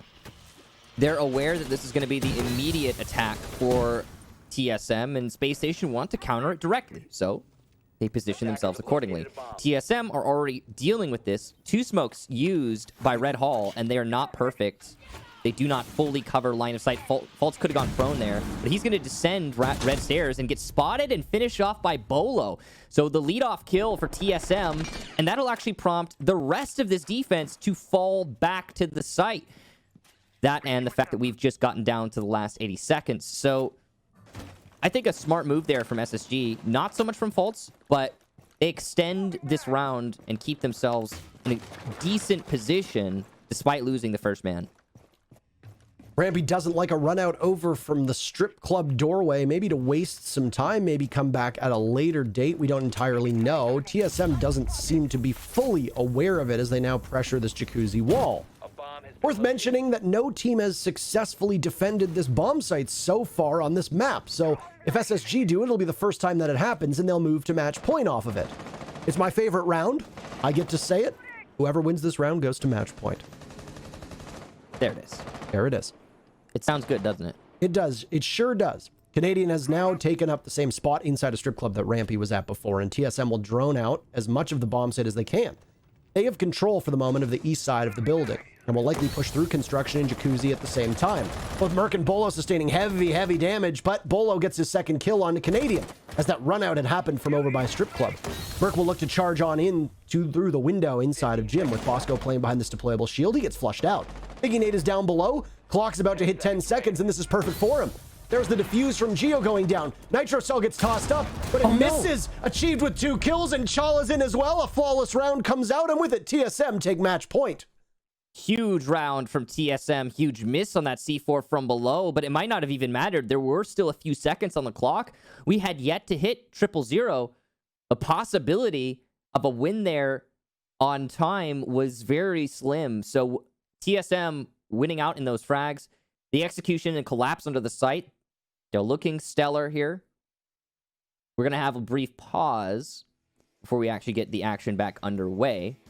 But what we do know is that the score is certainly, definitively going to be 6-5. TSM won that round. Now they are 1 away from winning the map. The early clear over by Cash. Let's start with that. I really like the way that TSM put so much emphasis on that clear on the Cash side, because it managed to fish them out the first kill, but also, strangely, SSG capitulated in the end. Why does this always happen to me? What happened? Look on your screen. You're what? I don't know if anyone noticed. I look like a sports coach shouting from the bench. Yeah, it's always got to be something, Parker. At the beginning of the broadcast, my for some reason my mic was cutting out. Yeah, so. I look like I'm standing on the bench shouting to the team on the field. Probably not saying nice things, if I'm being honest with you. I could see you as a head coach for like a football team or something. I don't know if I could. Maybe a hockey team? I don't know. No? Maybe. I think a hockey team would be more, accurate. But yeah, when SSG fell back off of Cash, that surprised me. They're just like, no, we're getting out. Somebody made that call. I don't know who made that call on Space Station, but it was the safe bet. It was not the winning bet, as hindsight will tell us based on the result of that round. So clearly you can tell maybe fighting a little bit harsher for Cash might have been the play. I mean, remember that round, for example, when SSG defended the bottom floor. They put 2 roamers upstairs, and they told them, don't leave. Just stay upstairs. Both of those roamers died and got no kills. But what happened? SSG won it on time. Now, barely, because of that C4 from Rampy that got the 2 kills and denied the plant. But still, it's the time that TSM has been struggling with. They're executing in the last 20 seconds on a fast round. If you make it a slow round, an arduous round, you make it a hard to clear out the roamers round. Even if the roamers get no kills, Space Station can work that into a round W, but they have been struggling with that, and they've been making the safe call a lot, like that last round we just saw. I'm fixed, by the way. Now you get to see me animated. I am not just replaced by a JPEG. But that'd be kind of cool. It's just every time they come back to us, see if production can invest in like one of those like mouth flap things where it's like the picture stays the same, but the mouth just flaps as we talk. I think that's just like taking a video, cropping the mouth, and putting the mouth part over JPEG. Are you like a mouthologist now, Michael? No, I do some editing though, so not anymore. I haven't edited in a long time. Well, very nice. Yeah. We're getting everything set back up, by the way, for the game to go on in. Both of these teams will be given a free timeout, essentially. and they'll get to talk quite a lot. This could actually benefit Space Station a fair bit because they're going to be able to settle down and realign for what is going to be, if you are a sane person, a church defense. The only two bomb sites that are open at the moment that are defendable are gym and church. Bar and stock is always open, but nobody ever wants to go. A funny joke there, I suppose, that somebody much smarter than I could make about how the bar is open, but nobody wants to attend. So it'll be a church defense for Space Station when we go back in. And if you look at church so far, it was a very lopsided victory for TSM. The second take, as SSG went right back to church, almost went in favor of TSM as well. It was saved by one Nitro Selly boy that was tossed on over and killed Geo. That was it. The rest of the round, same as before, very much breaking in favor of TSM. And there were two players from TSM that were at dummies that were within striking distance of where the Nitro Cell was tossed the back of Arsenal. So even then, that round could have very easily gone for TSM too.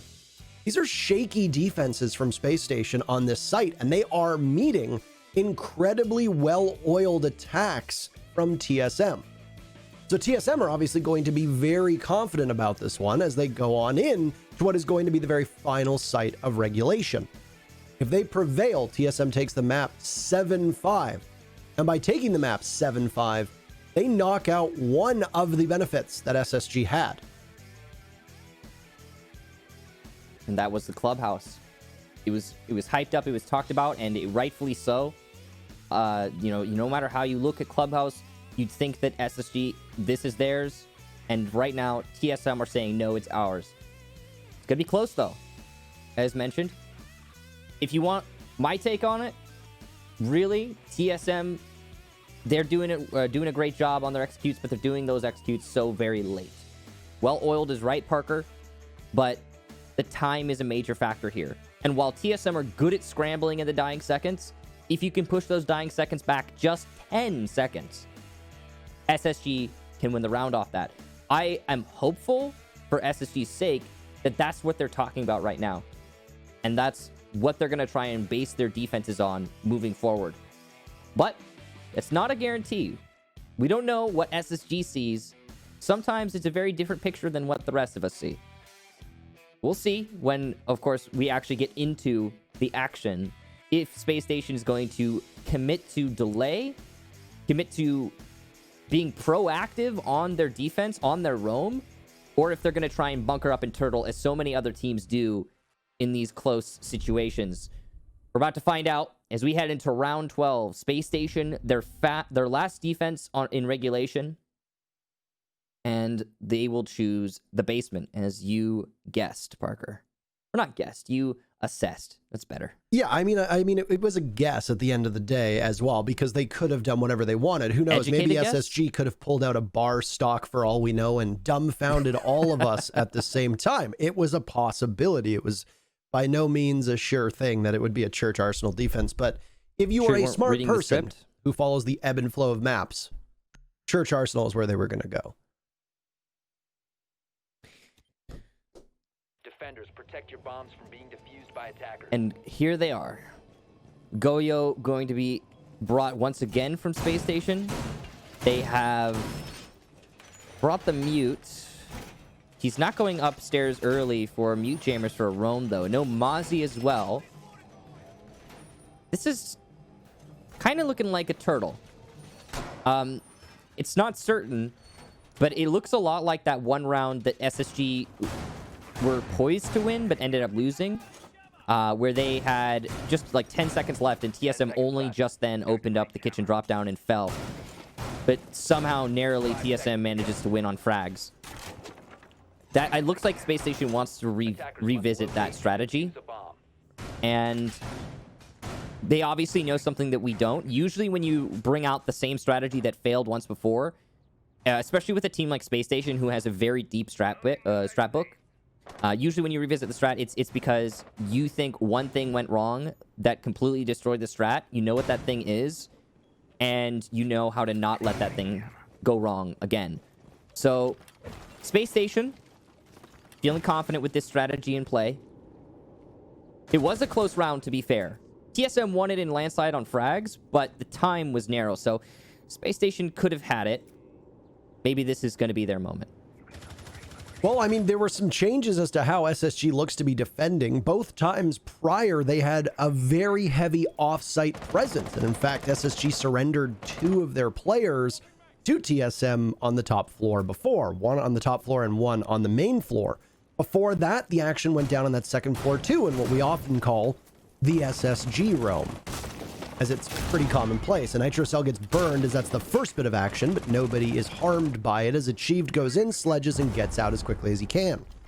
We will again take a good long look at Achieved's play as Sledge here because it will be paramount for TSM. If he can safely open up as much of the floor as he can, most of the floor, I would even say, inside of Kitchen, then SSG will continue to be forced back, and there it goes. Achieved will start to break his hammers per minute as best as he can, while the hatch gets taken care of by Geo. No impact tricking, that will be possible because there are no impacts on the side of SSG. 2 nitro cells, a bulletproof camera, and 2 deployable shields is all they've got. And those nitro cells are going to come in very handy. Canadian's already used his. That leaves a lot on the shoulders of Rampy, who was the savior of the round previously.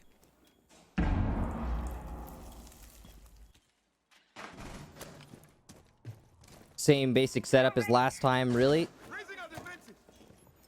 Same early outcome. Space Station continuing to wait. They're clearly aware that time is a major factor here. Dangerous angle played and dangerous angle lost. Merc will win out against Fultz. The leadoff kill. You can see that TSM, though, is not jumping the gun. They don't need to. They still have enough time by their standards for an execution. That smoke actually works out great as it gets full visibility cut off. And Rampy is in not a great spot as a result, but there's no drop to follow it up. There is an X factor, though, by the way, Michael. There's one on blue at the moment for TSM. Yes, it's going to be the Capitao bolts coming in here for Chala as he can make this push happen and do some serious work from behind. There's a double drop, actually, and a plant inside of Cubby. The explosive take into Arsenal gets 2 big kills for Achieved, but he's down by Thinking Nade. Now the last defender he has to find 4. He'll finish off his kill, but now in a post-plant, 3 frags on the board. It doesn't seem like it's likely to happen, though, as the long angle wins out for Geo. TSM will take map number 1 in an incredible finish, and one that nobody really expected. Not by that scoreline, that's for sure. It's as tight as it gets without overtime being needed, but TSM, after a miserable clubhouse yesterday, well, they get their revenge, and what a time it is for them to come alive and silence and humble SSG on one of SSG's best maps. This now negates that 1 map advantage that SSG had coming into this matchup, and it's essentially a best of 3 with 2 very favorable maps for TSM. This is the best opportunity that TSM can have to be able to close this one out, because it essentially resets the game. This is going to be an incredible shootout. We've got Consulate up next. We know we're going to need Villa no matter what. Cafe is still a map that remains to be seen, but what an exciting first official map between these 2 teams.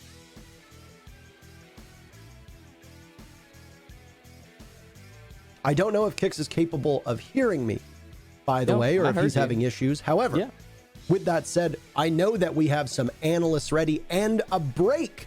So let's toss to that before we get into our next map.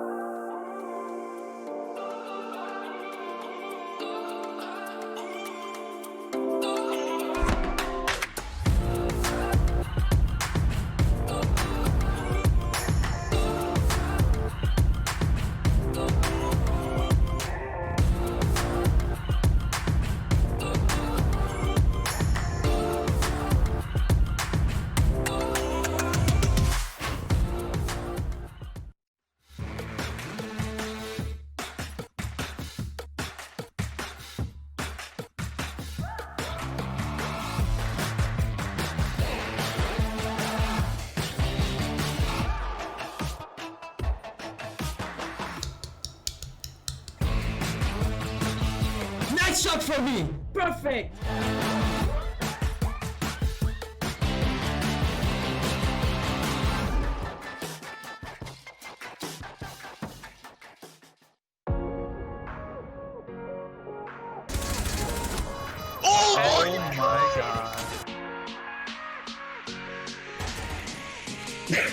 Oh, you did not do that to Sam. Oh my god, he's so good.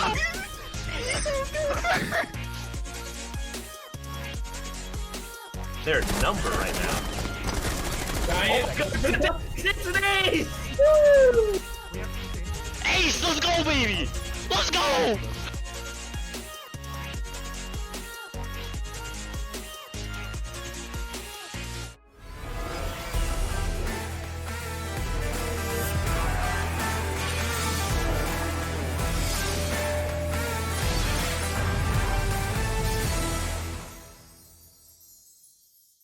Welcome back to the November Major, and just like that, with a blink of an eye, TSM eradicated Space Station Gaming's one map advantage by winning on Clubhouse with such a strong start. And now, ladies and gentlemen, looking at a 1-1. We were definitely worried about SSG picking Clubhouse coming in, and maybe a little concerned that it was going to turn into a very quick 2-0 and TSM would have to win 3 straight, but now that's definitely not the case. It's basically a glorified best of 3. They had to show up on Club, and boy, oh howdy did they. Yeah, I think the advantage of TSM of games, just winning this map is huge. Not only is this a best of 3, but this is a best of 3 where they got to pick 2 of the maps. Now, you know, one of those picks was pretty late into the phase, so it wasn't necessarily huge for them, but still, this is an advantage for TSM like they haven't seen at all this weekend. I'm really excited to see what they can do with the rest of the series. Yeah, and it was such a great performance. I mean, I'm gonna be honest, like, TSM, the way that they really just pounced on Space Station to really set the tone, I believe that really showed why TSM, they're ready to hold that trophy by the end of the day. But like I said earlier, it's a marathon, not a race, a best of 5. But looking at the stats, I mean, Jesse, Space Station, what do you got to say, man?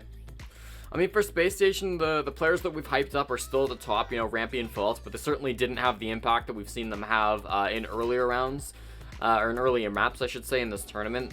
You've also got Thinking Nade picking up 3rd there with 7-11. Again, like, these stat lines are fine, but they're not enough to carry a match against TSM, especially when on the other side of the board you've got Merc going 14-4, Bolo 12-7. I mean, those stat lines are just pretty insane. Yeah, now, Jacob, TSM, yeah, they dominated on attack, and I'm gonna get to that in a second. I mean, excuse me, on defense, and I'm gonna get to that in a second. But on attack, you were really impressed, man. They didn't let loose and let Space Station catch back up.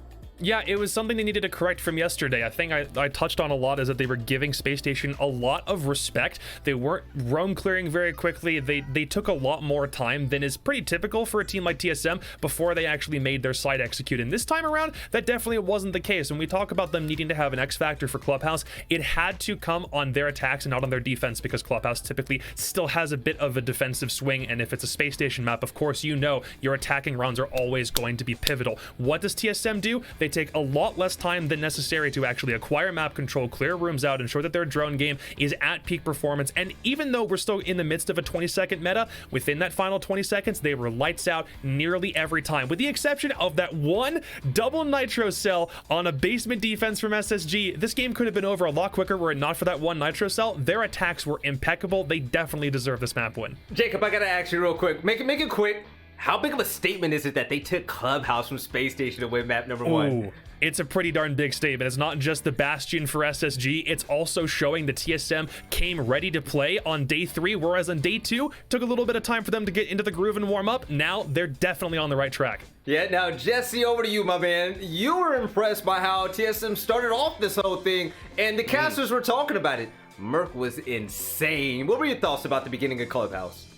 Yeah, I mean, the big thing for Merc was he was able to win a lot of these early round engagements, right? He was able to stop faults, and I think that was always going to be the win condition for Space Station. You know, TSM were kind of known for winning in these scrappy end-of-round fights, and they did that, and Kix talked about this as well during the game, where when it got down to the dying seconds, it was a 5-on-5, 5-on-4, what have you, TSM were doing really well, so Space Station really needed to utilize faults and the rest of their team to win in the early round, but Merc was stopping that all the time on attack. Yeah. Even when they swapped the sides and Space Station moved to defense, you saw a lot of faults going for some sort of aggressive play, going for something, and then it gets shut down by Chala, gets shut down by Merc, shut down by Achieve. Like, whoever it was, the aggressive plays weren't working, and the early round was pretty consistently either going to TSM or it was going to nobody, and then in the late round, TSM were able to close it out. Now, this is where it gets kind of scary, right, Jesse? Because I'm a guy, I'm emotional when I look at stat pages. I'm like, oh man, he's killing it, right? He's gonna keep on going.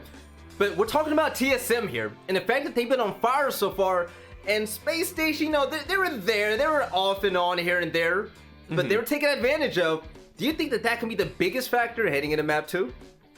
Yeah, certainly. I mean, combine that with like the momentum that's going to be happening when they move on into the second map. There's a break, obviously. Right now, they're having a little bit of time to cool down, but I think that, you know, for Space Station, mentally losing Clubhouse is going to be a big drain to them, because there were 7 maps open, and Space Station got to take their choosing. They got to pick anything they wanted. They picked Clubhouse, and to lose it, that's just a huge hit, not only in terms of how the rest of the maps are going to go, but mentally as well. I think TSM are honestly in a better position to win this than Space Station right now. Oh, okay. Big words coming in from Jesse, but ladies and gentlemen, the lobby is almost ready for map number 2. But we had a poll and we asked you guys, are you Team Jesse or are you Team Jacob? There's been a rivalry. There's been a battle going on between these two indicator predictions. And for those of you at home, you guys chose. Wait, matter of fact, Jacob, do you think they believe in you out there? I'm pretty darn sure I got all the Bolo fanboys on my side, but I'm not gonna let that sully the win if that's what happened. Did I get this? Come on. We'll see. Actually, all right, you cheated. Yeah, Jacob and TSM got 56%. Big brain Jesse. I can't beat him. Jesse, it's okay to be the underdog, man. So heading into map number 2, what are your expectations when it comes to just strategy, play style? What should we really keep our eyes out for? I mean, I'm looking for Space Station on Consulate if they've brought anything new, because again, they banned this map a ton. They've played it a couple times in Stage 2, but they've never really looked that good. I'm looking for something that just screams innovation and something new that Space Station can bring to this map to provide the same kind of upset we just watched on Clubhouse. All right, innovation is the name of the game. Let's see if Space Station Gaming can avoid being behind with the 1 map advantage. TSM, they're looking to steamroll through them, and Kicks and Parker, take it away.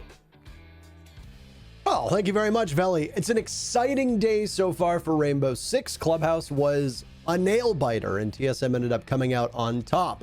Consulate's only been played once so far. It was a 7-5 victory for TSM over Dark Zero. Winner of this map then finds themselves on series point.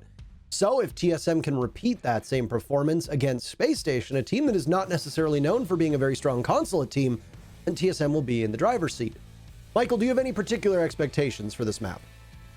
I would pretty handedly give this one to TSM, just based on past performances on this map. There's really not a lot else to say. I mean, TSM's even beat SSG on Consulate in recent history, whereas with Space Station, they beat E-United on Consulate recently. They lost to Disrupt on Consulate and TSM. So I don't know. This is not a Space Station map as of late. It's a TSM map. That's why they picked it. That's why they're going here.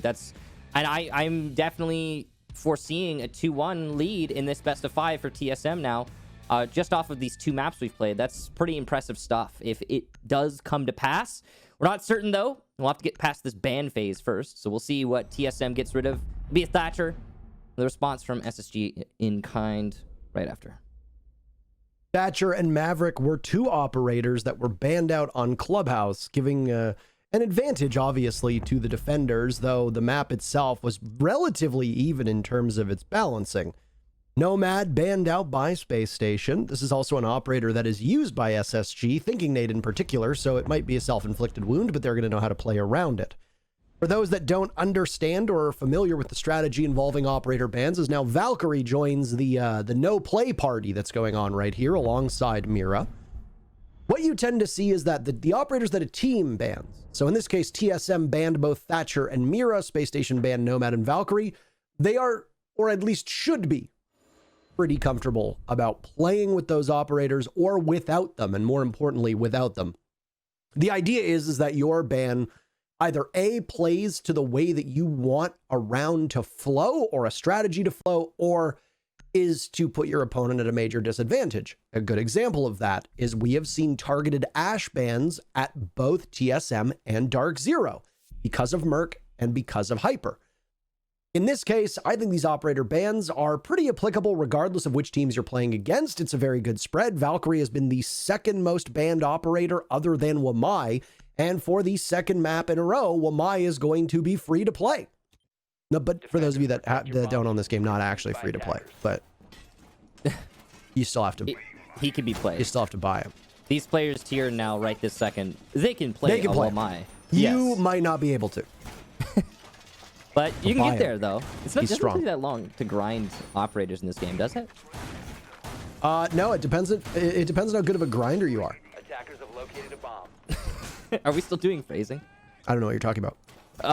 TSM are setting up on the bottom floor, but they are not opening up the bathroom drop. Take a look at that. That's a very different setup here. Normally what you'll have is most defenses will extend into the bathroom to try and delay, you know, hide in the corner by the stalls, play a shotgun in there maybe. This time it's TSM. They'll be setting up on a roam, but not on the bottom or on the middle floor. It'll be on the top floor, achieved in projector, reinforcing off the Bosco spot corner. We'll see what he could do to stop Bosco from clearing him out from that position later in the round. I think Malusi is a great operator from this position, or for this position.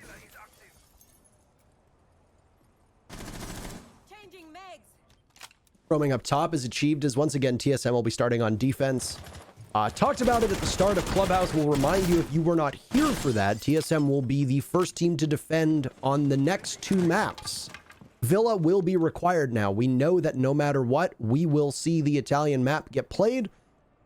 As for the final map, it's Cafe. Still not entirely certain that we will need it. We won't know if we'll need it until after Villa. But if so, SSG will be on defense. The team that starts the map on defense will be attacking on OT both times on every map. So that's an easy way to remember it. So if overtime is required, SSG will defend twice, whereas TSM will only do it once. That's just a bit of a preamble there, so you can now swap to what's happening on your screen, as there's a lot of focus right now being applied to Achieved. He was being hunted down upstairs inside a projector, and he's been able to get away quite successfully, only wasting an impact in the process. Trying to cover his descent so that Zofia didn't see him on the drop, but the angle wasn't even there. The angles are there for Canadian and Fultz, though. They pick up 2 big kills. That's Achieved, the original hunter, or rather roamer, being hunted. And then Bolo, who is trying to assist, both of them get taken down. Those were some really impressive shots, or at least they appeared to be. Not that we got to see them firsthand by SSG. So now with the 2-man advantage and the top floor control, as well as the middle floor control, TSM not in a great spot. Space Station have the soft destruction that they can apply above. They position Bosco and Piano. They'll start opening up over the anchors. And he's got plenty of time to do that as well. 50 seconds is a lot in this level. Waiting very patiently as there goes the first exothermic charge. No impacts for Kaid, so you can't do what he used to be able to accomplish back with that Na'Vi strat, if people recall it, over towards the double panels, where one would be left soft specifically so you can break off that hard destruction. Joining the pile of bodies will be Rampy and now Bosco as well, both at the hands of Merc as he guns through the floor. He heads now towards Yellow Stairs. He has another lined up. It's a big start for this map for Merc, just as before. The advantage that SSG had in terms of numbers evaporated, and with it, you will see the smoke linger and the clock continue to strike downward. Possibly another for Merc, but he misses out on Thinking Nade. Back to a 2v2. Canadian will need to walk in and begin to plant. He's vulnerable. He knows it. They'll have to go for picks, but no, he gets shot at the last second, and Geo sitting on top of the diffuser will protect it. Round 1 goes in favor of TSM. It's deja vu, Parker. Merc picking up the impact frags. Despite TSM having the early disadvantage, Merc is there to, well, pull his team out of it. Impressive stuff. He played through the angles that were opened up above, managing to get 2 kills through the holes that Sledge made, and then just pushed up Yellow to force the initiative even further in TSM's favor. Now, eventually that did get, he did get punished. Thinking Nade shut him down on that aggressive play, and that's good for Thinking Nade. Props to him, but damage done. Space Station had full control of that round, and no matter how you look at it, they dropped the ball. Good start for them and a good start for Merc. I had said that the kill per round that Merc was achieving on Clubhouse was likely unsustainable. Now, so far, not necessarily the case. Merc was the top performer in map 1. He was followed very closely by Bolo, who had a slow start but picked up the pace in the later portion of that map. The latter portion of that map, whatever you want to call it. And I also wanted to say that Fultz is breaking over a 2+ KD, so that type of performance, I suppose, is somewhat sustainable here for Merc. 10 seconds left. He's been reunited with Maestro, who was banned out on Clubhouse and was banned by TSM deliberately to try and hinder either Thinking Nade or Fultz, the two strongest, I would argue, Maestros in the lobby right now. Maybe Merc is better than Thinking Nade, but I think if you had to pick one, Fultz is probably the man that you're going to be thinking of on Maestro, and it is a targeted ban that SSG has had to deal with time and time again. Take it as a compliment, as frustrating as it might be. It's like when Ash gets banned against Merc or Vigil gets banned against Merc.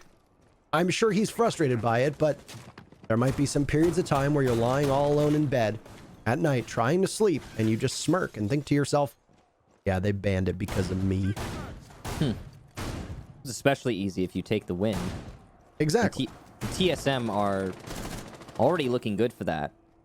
I will say, though, a big part of that last round was not just Merc's performance, but SSG just letting their advantage slip away. The fact that they cleared out the roamers so early and they didn't get any punishment for it, they got both the kills, clean as it comes on a roam clear, and still SSG loses that? They're going to have to do better as they attack into the main floor here. TSM trying to roam upstairs. It's not as much a delay factor anymore on this site. It's more of a Chala needs to hold this. And he's being supported by Bolo. You got to hold above for as long as you can, not for time, but so that you can maintain control over the main lobby. It is essential. So these two players upstairs in good positions have a big task. Fultz will get Geo, who I believe was playing by the main lobby. Yep, there he is. Near the circle desk, very exposed. Easy early kill there for Fultz, and SSG, once again, lead off with the advantage. We'll see if TSM can fall back now, as they're still going to just invest as heavily upstairs. Maybe a reposition from Chala, but Bolo is still in that same spot. If he doesn't get shaken off, this is going to obviously work very well for TSM. As with it being a lobby defense, you usually want to take some control of console office above, commonly referred to as CEO, because down below it is the bomb site in Piano, and you need that as an attacking team. Unless you're going to go for a lobby take, which right now I feel like Piano takes we tend to see more often than not, and SSG in particular really does favor a smoke play into Piano with Canadian going and attempting to plant. So yes, Bolo will be a thorn in your side if you are not able to claim that map control from TSM, and for now, it doesn't seem like SSG really focuses on it at all. Chala's up there supporting him too. The drone goes by, might not have even spotted him. He's going to need to contend against two. There's a clone and a grenade at his feet. He can't deal with both of them, so down he goes. Bolo now under heavy fire. He snaps up, does what he does best, but Canadian is down, and Fultz has his teammates back. TSM with just two remaining members, but 10 seconds for them. This is good shape. Merc will guard the opening, and SSG will need to hurry. They're going to need to translate, and there it happens. Rampy with the diffuser, almost being planted. Merc swings out. He can't outduel Bosco, but unfortunately, Rampy gets stopped, and TSM takes the round. Just like that, only one member of TSM is required to win them the round, and it's 2-0 for TSM on defense. TSM, the round thieves. They have stolen 2 now from SSG, and Space Station is letting them. That's the crucial part. What happened there? Well, Space Station overcommitted to the site pressure and didn't leave anyone upstairs to hold the drop. So the last member on TSM walks upstairs, sees the planter, and stops it on 000. That's it. There you go. Other than that, Space Station did a great job clearing out the top floor. It was a little slow, but they got the job done. And following that, you would expect Space Station to be able to get the plant down. Now that they have full control, they can deny the pushes in through mezzanine or through spiral from the drop, or just by putting bodies on there. They've got enough manpower. They can do both, actually. Bodies in the site and above. That is a hilarious overcommitment, though, of manpower. And not having anyone stay above, just interesting. Space Station have got to be kicking themselves for that one, and that's 2 in a row. Those are the type of rounds early in a match that they don't break your heart. They just make you think, wow, we should be doing better. So we'll see if Space Station will correct course here. But right now, TSM, I bet they're chuckling about this. Oh, I mean, they got to be very happy, and pressure can definitely weigh on the shoulders of SSG. The only other best of 5 in which SSG came in as the winners, if you recall, they dropped map 1. two ninjas in pajamas. They dropped map 2, they stormed back, and it was technically a reverse sweep on their end. So this SSG team at least understands what it's like to trail in big maps and have your opponent gain the momentum. In rematches, the loser seemingly gets imbued with all of this energy and power, and they're able to come back in spectacular fashion. Well, for TSM, they picked up the first 2 rounds of a crucial map of theirs, but yet again, it's an opening pick for Space Station. The entry for SSG has been great through these 3 rounds. They have gone flawless on their opening duels. They have been unable to translate that to a round victory just yet, which speaks to either A, TSM's ability to clutch out a 4v5. Bosco could have very easily made that a 3v5, but he missed Mert by just a second. There's Bolo down to Rampy, so a 3v5 for Space Station still comes in anyway. So maybe it's just that TSM are able to bounce back from these numbers, or it could just simply be that SSG struggles in the mid-round and then get caught while trying to pull off an execute. And on a map they might not be the most familiar with in regards to their opponents, and your opponents know this map quite well. That could be all it takes, and the single difference why TSM is able to pull ahead on those 2 rounds.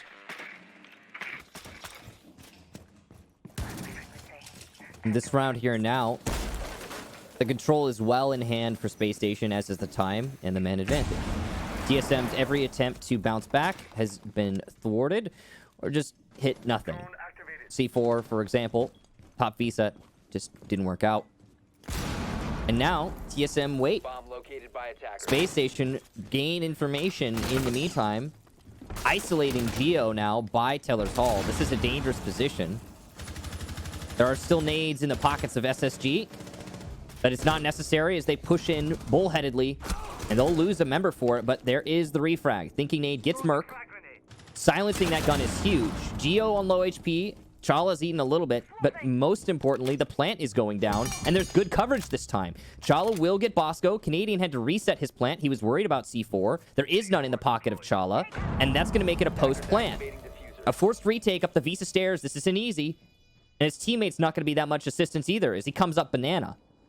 He's got a cutoff, but he doesn't know it. He pushes into that cutoff. Rampy with the kill. And Chala now has to find 3 with an SMG-11. He won't even get Canadian. Space Station, a great plant and great post-plant isolation. They'll take their first round. That's the kind of thing that you expect to see when it comes to a 3-site rotation. Some bomb site is just not going to work out for you now. In Consulate, there really is no definitive bad bomb site. Archives tellers can break for the defense quite effectively, but it hinges often on C4 play from below because we know how challenging it is to go for retakes. You touched on it, and I think something that really does need to be reminded of for people. It appears that we have a timeout happening at the moment, being taken by Space Station. This is a very early timeout. So I would imagine that Lycan really didn't like something that he was seeing. Either that, or maybe it's just to try to settle them down, because the start that SSG has not been the greatest. I touched on it. You win all of your opening duels. You have full site control, and yet 2 clutches from TSM are the reason why you lost those first 2 rounds. Mind you, Merc did his best to ensure that it was a challenging prospect back in round number 1, but round number 2 really should have broken in SSG's favor, and it just did not. It is entirely possible that this tactical timeout being taken so early is being done to set up a structure for SSG for them to follow, so that from here on out, they can be more confident in the way they do their executes. They've got 3 more remaining before switching to defense. It also allows TSM to talk too, which is going to help for the team that, well, they might be leading in terms of the score, but both of these teams have looked pretty similar through these 3 rounds.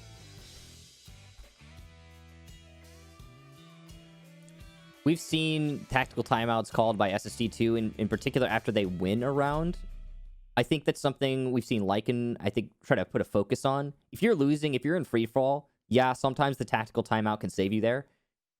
But when you are losing and then you manage to bring a little bit back, gain a little bit of ground, it could be big for your mental line just to end or start, I guess, your tactical timeout on a win. So this is good for Space Station. I think they're going to be a little bit more revitalized after that. But their opponents, TSM, still doing a great job of picking up rounds where they really shouldn't be able to. And you know what you can pick up that relates to TSM? Oh, I wanted it this time. Go ahead, Parker. No, you take it. It was a good transition. Go. Okay. And you know what you could pick up related to TSM? Their awesome Zofia skin. Some of the best styling out there. And probably one of my favorite pilot program skins. Definitely thanks to the sleeves. It's worth checking out. You can find it in the in the actual game store under the esports tab. It's easy to find.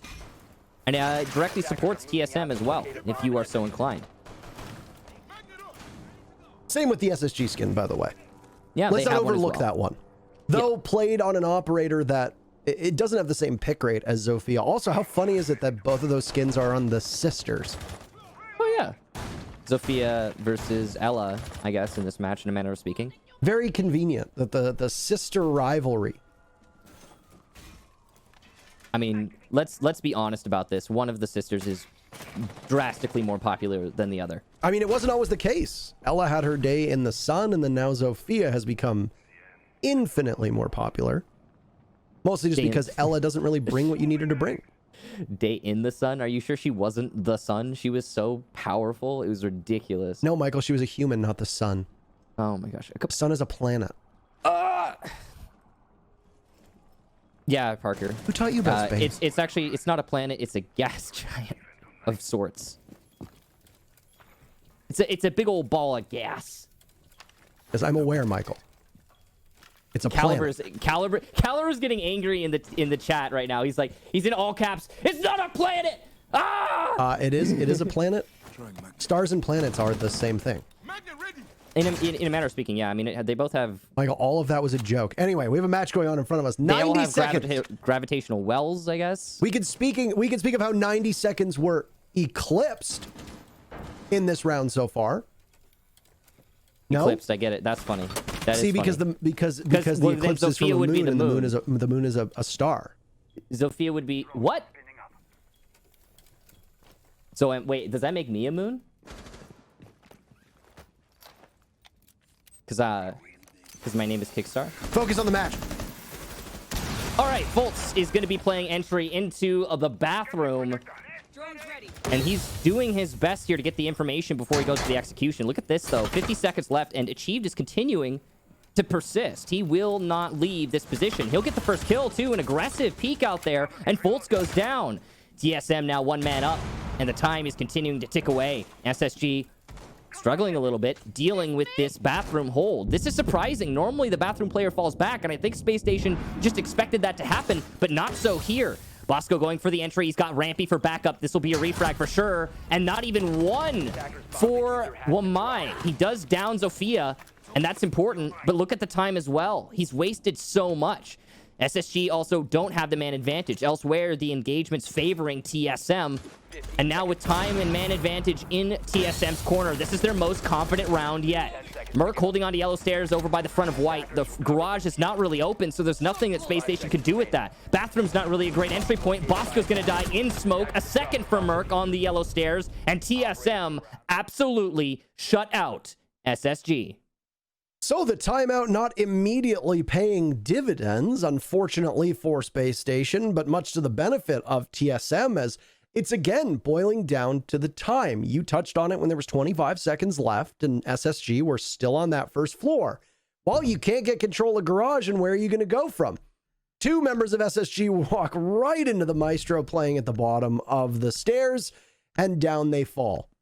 And yeah, Yalda from that long range might not have an ACOG, but it's still going to chew through you no matter what, because you are scrambling with 4 seconds left. You do not have the time to engage in a gunfight. You got to get into the bomb site. You got to try to get the diffuser down. Does not happen at all. Yet again, SSG falls victim to the final 20 seconds and how they play out. Whether it be being at a disadvantage in terms of numbers, whether it be gadgets being poorly applied, whether it be just poor communication. The last time SSG attacked this bomb site in particular, back in round number 2, they had a 1v4 that they still lost because nobody was covering the bottom of Spiral Stairs, where Rampy ended up getting punished from while he had the diffuser in his hands. Something is going on with the team not working together as effectively as before, and the Space Station that we've seen over the last 2 days. Yeah, in that DZ match on the very first day, there were some hiccups with Rampy in particular playing out on his own. But the rest of the team has been a cohesive unit. TSM had some struggles where we pointed the finger at Merc, or we pointed the finger at Achieved and how they played because they didn't look like they were working with the rest of the team effectively. This time, TSM is a well-oiled machine. Everybody seems to be working well together. Merc in particular is having one of the best days he's had in quite a while at one of the highest levels of competition that he's had to play at. It's working out well for TSM. That does not bode well for SSG, especially since that timeout was just called by Lycan to try and settle the team down and maybe fix some things that he saw. It doesn't immediately pay off. It might help the trajectory of Space Station moving forward, but for the immediate future, it didn't seem to do too much to fix the issues that SSG has.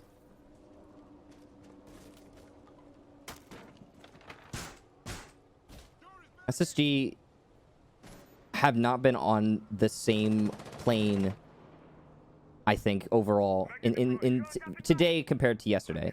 It's similar strategy being executed here from Space Station. In a manner of speaking, they are setting up for the long angles. They're looking for those picks. They're fishing for them, expecting them.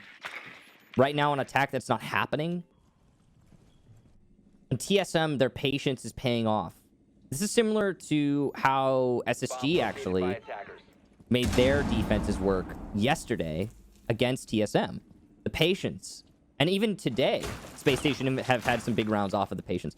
TSM are keeping their roamers in play right here and now on the top floor, but they're not going for any of those aggro fights. They're not trying to force the issue.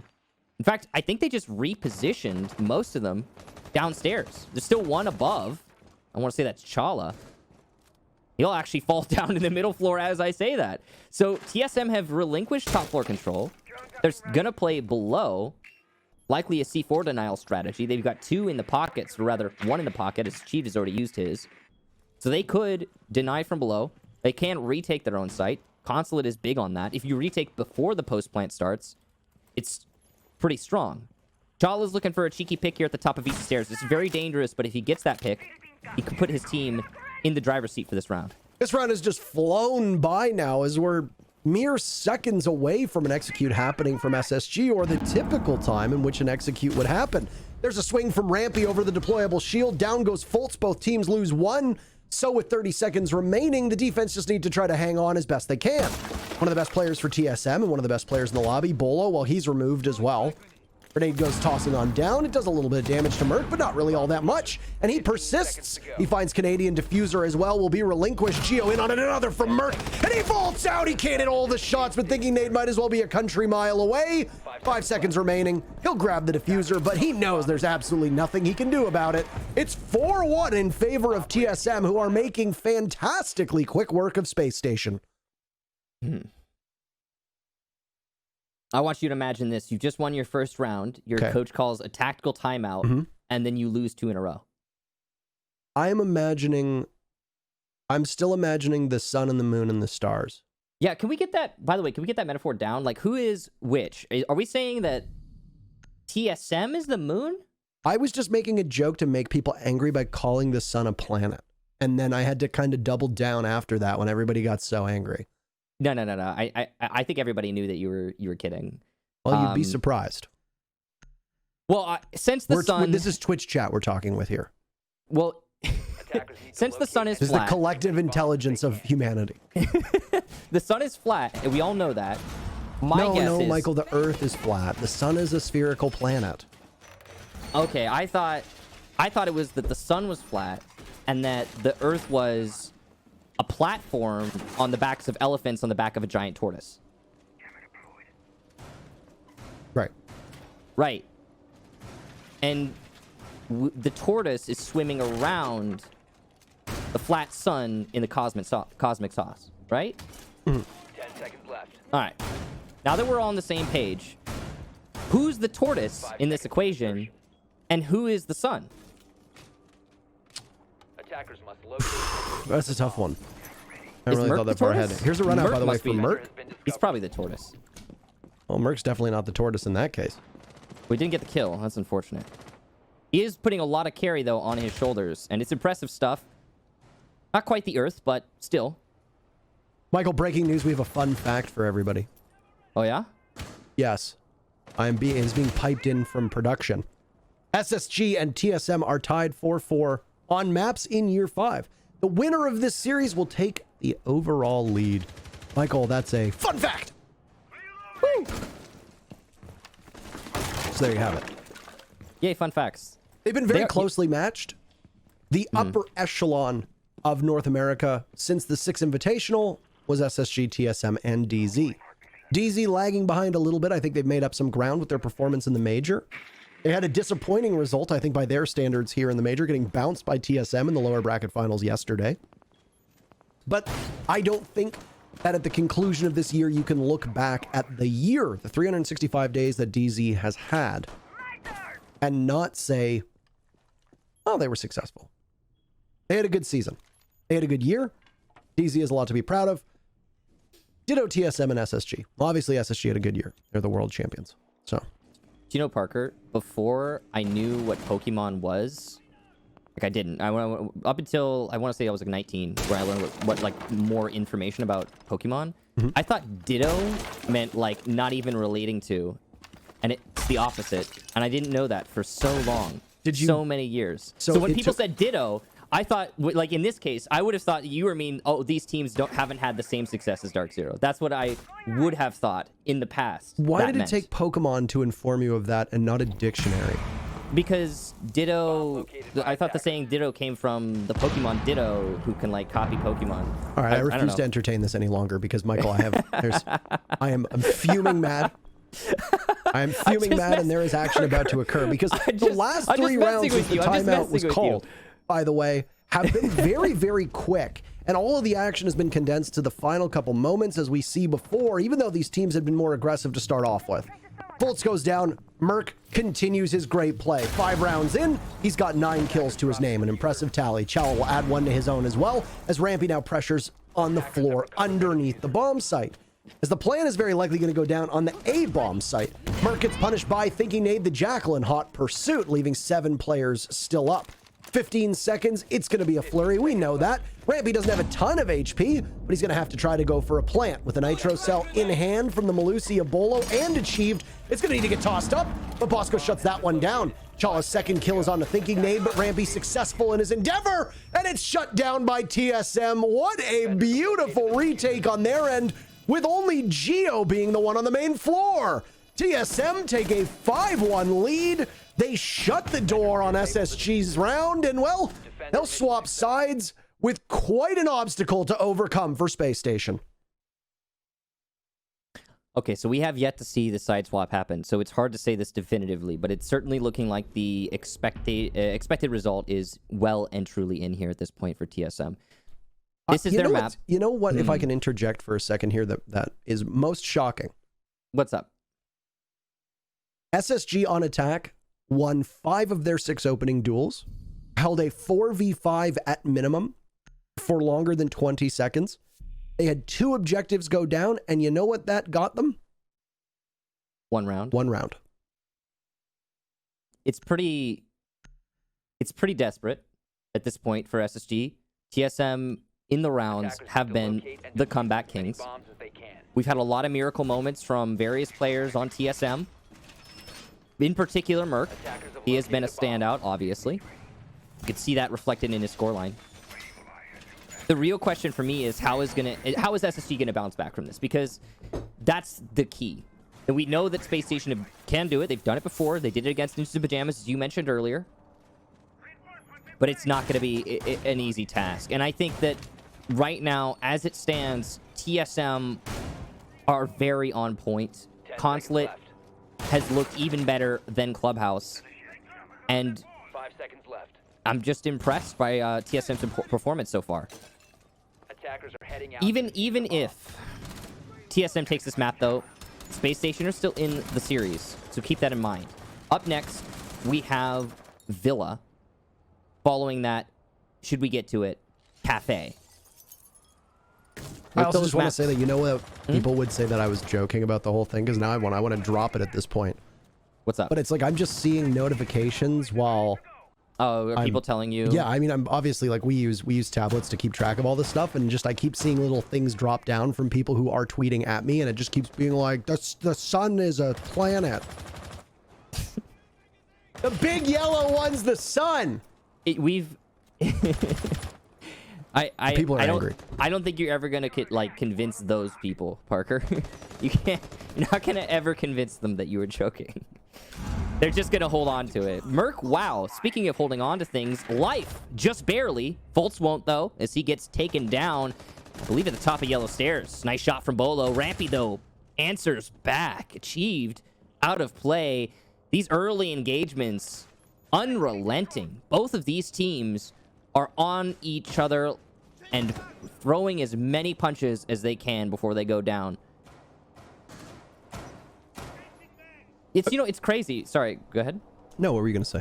I was gonna say it's crazy because we're like, for example, the Tellers attack, Space Station, when they were attacking, they did almost everything right, and yet TSM still won. That was the story of at least 3 rounds. Right. At least 3 rounds was SSG being fundamentally solid on how they execute, using utility well, maybe mismanaging the clock by a couple seconds, which should serve as a reminder to everybody how vital even 2 to 5 seconds can be in this game. Pretty important. So you still got a minute left now, as both these teams sit at a 4v4. The problem is that Merc is on 1 HP, while there's still 3 toxic canisters from Bosco remaining. If the Evil Eyes from Thinking Nate are in play, 2 tases of the Evil Eye onto Merc will finish him off. That's what you're looking at right now. A precarious spot to be in. Also, a default cam left up inside of Visa, not ideal. Chala finally gets it and will now be somewhere in the thick of things towards the back of the bomb site. 30 seconds to go, and with the side shotgun, he can drop. He's just waiting for the call. This will put some pressure on the back end of the bomb site, while the focus from TSM will be on the front. An attempted default plant will likely be what is going to happen, and there you go. Geo hits the exothermic charge. He braces for impact as he and Bolo sprint in. Coverage from both Geo and Bolo is not good enough. Thinking they too much damage. Rampy there as well. Merc gets one from the hatch above, and the plant will go down from Geo, leaving just Merc as the one to survive. He gets dropped and needs to be finished off by Rampy. Geo completes the plant, and he'll have to get out of there. He swings onto one, but he can't outduel Thinking Nade. The Clutch Master himself yesterday returns today, and the guest appearance is enough to give the round to SSG. Huge kill there for Thinking Nade. Geo, a little overzealous, caught up in the moment, peeking onto the front of White. He didn't need to do that. 2-speed versus 3-speed. He could have played the position advantage. There were options there, but Geo got a little bit caught up. It happens. It's happened to all of us. TSM, though, in general, did not have a great position in terms of their man count and the timing of that execution. The low HP there on Merc was crucial to the outcome of the round. Overall, Space Station did a great job of delaying. I was actually going to mention this while it was happening. When Fultz was in Harry Potter, or not Fultz, Thinking Nade was in Harry Potter on Maestro, he was doing a great job of just delaying with his Evil Eyes. Lots of information being relayed as well. That's why he was playing so far back. He wanted to relay everything he could and use his Evil Eyes to his advantage. Did just that. So few seconds on the clock for TSM to get that plant down. Even though they managed it, it was just barely. So, well done, Space Station. They breathe a little bit of life into this map. It was a very close result, but a win is a win in the end. And again, we were talking about how both of these teams are playing very well. Neither of them are making many mistakes, and that's been the main story here. It's why you're going to have close rounds like that. And it's why, in this case, whereas it normally wouldn't matter as much, in this case, those close rounds, they mean everything. This Garage has been a fortress so far, in which only one attacking team, or only one round has been won by the attacking team. So it's hard to really talk about stats at this point and say, well, you know, Garage has been won 3 times by the defense. When the problem is that every single bomb site has been won by the defenders at least once. It's Consulate for you. Welcome to Consulate. Yeah. There is still that 4th bomb site upstairs that can be presented at some point. I feel like now that I've said that, it's going to be played somewhat soon, because I said the same thing about Bar Cocktail and Cafe the other day, and it showed up immediately. So Parker, tell us if it's a good or bad site. That'll define the result. The bomb site upstairs? Yeah. Console office? It's not a very good bomb site. Oh, someone's going to win it. There Someone's going to win it. That's just how it works. But that garage obviously is a fortress, and right now, if you look at Thatcher being banned, that makes it more challenging, but Thatcher's a pretty standard ban to have. Opening pick in front of our very eyes. Merc just broke double digits. His reward, an early grave. Down goes the Ash. So the rest of TSM that are going to focus on this top floor control are going to need to do so without the flashes of the Ash, without the breaching rounds of the Ash, and without the natural instincts of Merc. The superhuman strength of the Ash as well. Correct. As her superhuman speed. And the list goes on. Anyway, bullet holes being played in bathroom there by SSG, but that's not the main setup for the defense. Bosco, CEO, he's the first front. Spotted out. Canadian will reposition. Bosco's been spotted as well. You can see the goal here for these players. The time. The clock continues to dwindle. TSM has to reconsider their options. Are they going to commit fully to this top floor clear? It's not going to be an easy thing to do. You've got two 1.5s you're dealing with. Actually, scratch that. Bosco's using the AUG. You could have two 1.5s, but no.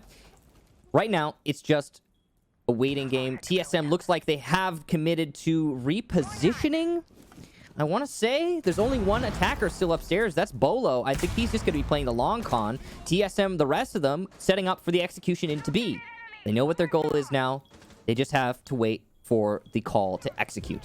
And here it could come. Chala onto Rampy as the numbers for the defense will thin ever so slightly. An answer back from Space Station as these teams now come to blows. Thinking need some damage done in exchange for possibly stopping Geo on the plant. We don't know, but Achiev's coverage will need to be good. Firing through the smoke, he finds one, misses an opportunity on the other. Diffuser goes down, and Geo still takes some damage from the residual smoke hanging in the air, but that'll be it. Achieved another missed opportunity as, well, he can't really do anything to the 1 HP of Thinking Nade. The moment that Thinking Nade emerges from that spot, he knows he's as good as dead. SMG 11 in hand, he'll have to fight against the Storm. Playing against this angle, some damage done. What a shot from Thinking Nade. He's going to need to get possibly stimmed by Canadian, who still has 3 remaining. But the Doc's focus is, at the moment, on Geo and Tellers. And the Hibana might walk out without knowing about it. There goes Chala for 2 big kills. He's got 3 to his name, looking for a 4th. He's going to need to do it all. But with 7 seconds left, Bosco has no choice but to stick here. Chala, is he good enough? Yes, he is. TSM will now be on match point after that one. Big 4K there for Chala. Nice post-plant play. He decides to position himself by Zed and hold on to that diffuser. Well done. Truly. Accolades being paid there. Thinking Nade accepting, as rightfully so. SSG did have some big moments where it looked like they were going to be able to bring it back, but no. Match point TSM. I love the call there. I don't know who made that mid-round call for TSM, but they saved it.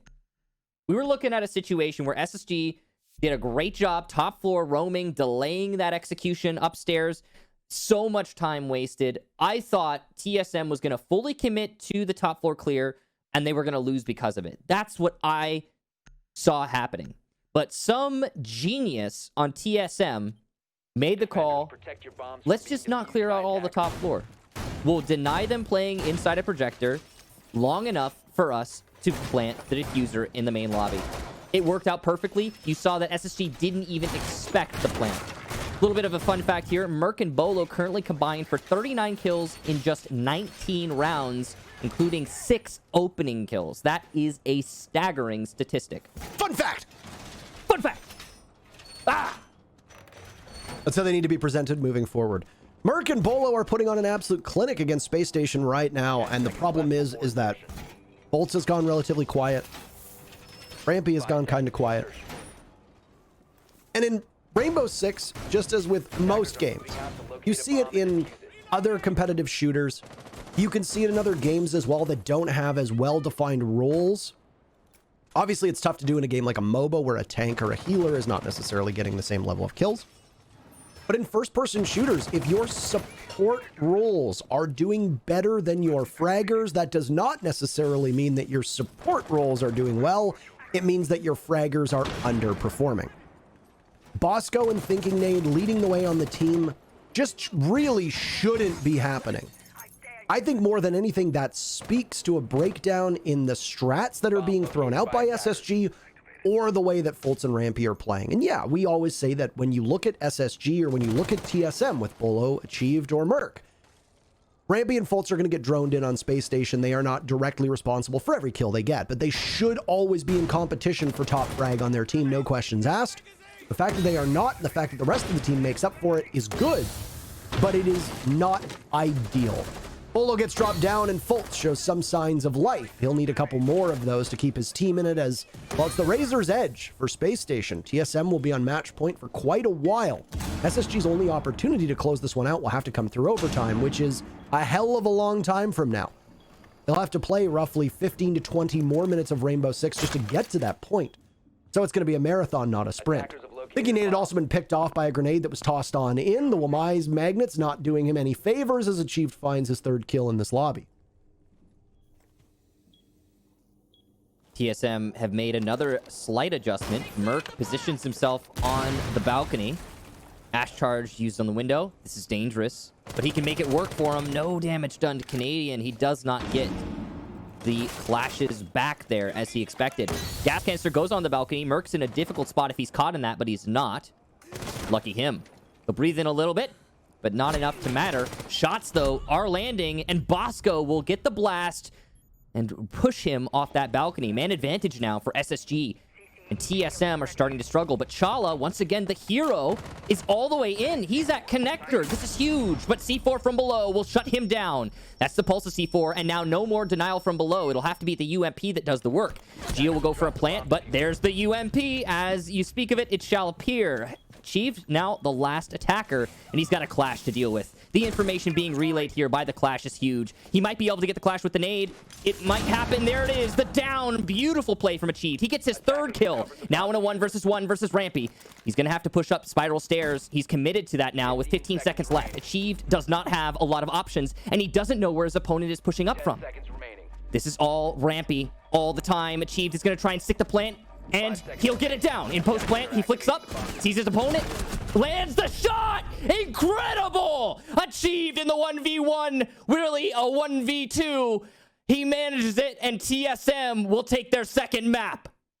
Good Lord, what a clutch that is from Achieved. He's been underperforming all map, and then he comes in huge in the most important round for his team, and he breaks the hearts of Space Station and the SSG faithful. What a final 30 seconds for Matthew Solomon. An impressive feat. And with it, TSM just destroy SSG on this second map.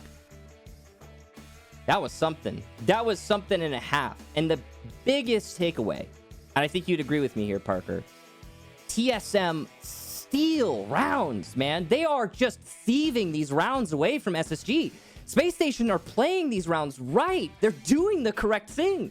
The C4s are landing. The strategy is there. They are pacing their refrags well. They're positioning well. They're using their clash well. Space Station's playing Smart Siege. TSM is robbing Space Station blind. It's crazy. And if I may add, opening duels, only 2 in favor of TSM over 9 rounds. 7 4v5s set up by SSG. Only 1 of those translating to a round victory. And we were so distracted by the action occurring that we didn't even notice that the final bomb site was console office upstairs, and SSG lost it. You were right about that. I was right about both. So with that said, we did it. It's TSM all of a sudden on series point, championship point, once we go to Villa. But before that, we have a break for you, and then we'll be bringing it back to the analyst desk. So don't touch your browser. We'll be right back.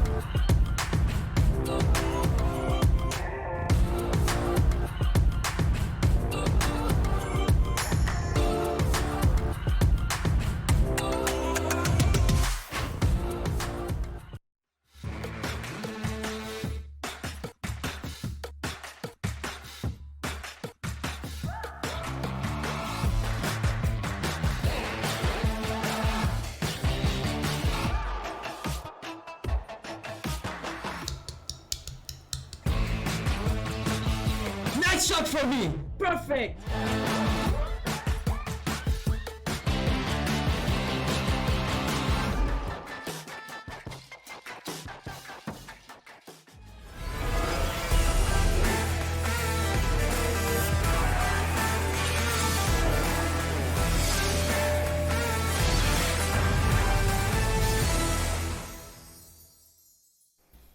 All right, ladies and gentlemen, welcome back to the November NA Major. And I'm gonna be honest, this is pretty incredible. Now, the fact of the matter is, Space Station Gaming came into this best of 5 finals with a 1-map advantage, but now TSM, they have the lead. They're up 2-1. They have 1 more map to go, and fellas, this is it. I mean, if it's an underdog tale, it really had to be this dominant. No one saw this one coming. TSM sitting on the cusp, 1 map away from calling themselves major champions. I know no one here wants to jinx it unless your name is Jesse Chick, but if you were gonna dominate on your own map pick, oh boy, this one looked great.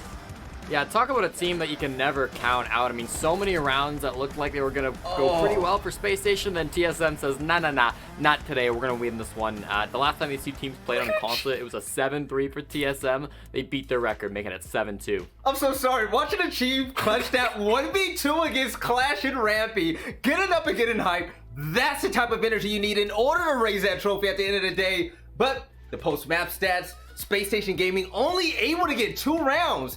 TSM, they're looking fresh. And gentlemen, Jacob, you know what? I want to talk to you for a second. When you look at TSM, Merc is on fire, right? Merc is on fire. He's creating a lot of these very early round opportunities, even over Clubhouse as well. The trend continues where he is such a massive difference maker. He's always in the right place at the right time, or the most unexpected place where SSG don't estimate him to be, and he's creating these massive round advantages. Sometimes it's 2, 3, even 4 rounds up. Sometimes, the way that Console ended with a 5-1 half for TSM, most of that is due to his positioning. Even if he's not roaming, if he's just an anchor, everyone on SSG is coming into his crosshairs, and he is making SSG pay. But it's not even just Merc, it's the entire team. And actually, it was pretty weird because the team showed out at times, but even just looking at the stat lines, TSM fans, they could have been worried at the fact that there was a few players slacking. By round 9, at the beginning of round 9, before Achiev's clutch, Achieved and Bolo were combined 5 for 12, 9 rounds. That is insane, and the fact that they had such a huge lead that way, Chala, Merc, this entire team, they're doing a fantastic job. But Jesse, it's looking grim for the world champions, okay? And I'm gonna be honest, it's gonna take a lot for Space Station fans out there to really believe that they can come back after a performance like that. Do you think that they still have a fighting chance? All right, I'm gonna give Space Station fans some hopium because I think they're gonna need it. Next up is Villa. Space Station fans, you like Villa. You win on Villa. You're 7-1 in year 5 on Villa. You're gonna be fine. After that, Cafe. You like Cafe. You go to Cafe all the time. It's not as good as Villa, but Space Station are having a good time on Cafe as well. Space Station's maps coming up are looking pretty good. And then you can look at their play styles. I mean, the way that Space Station have played these last 2 maps, they haven't been close scoreline-wise, but the play overall has been good. It's been some clutch rounds from TSM, but Space Station are not slacking. They're still in a good headspace. They can still come back and keep playing the way they are to win a couple more maps. And last but not least, you've been here before.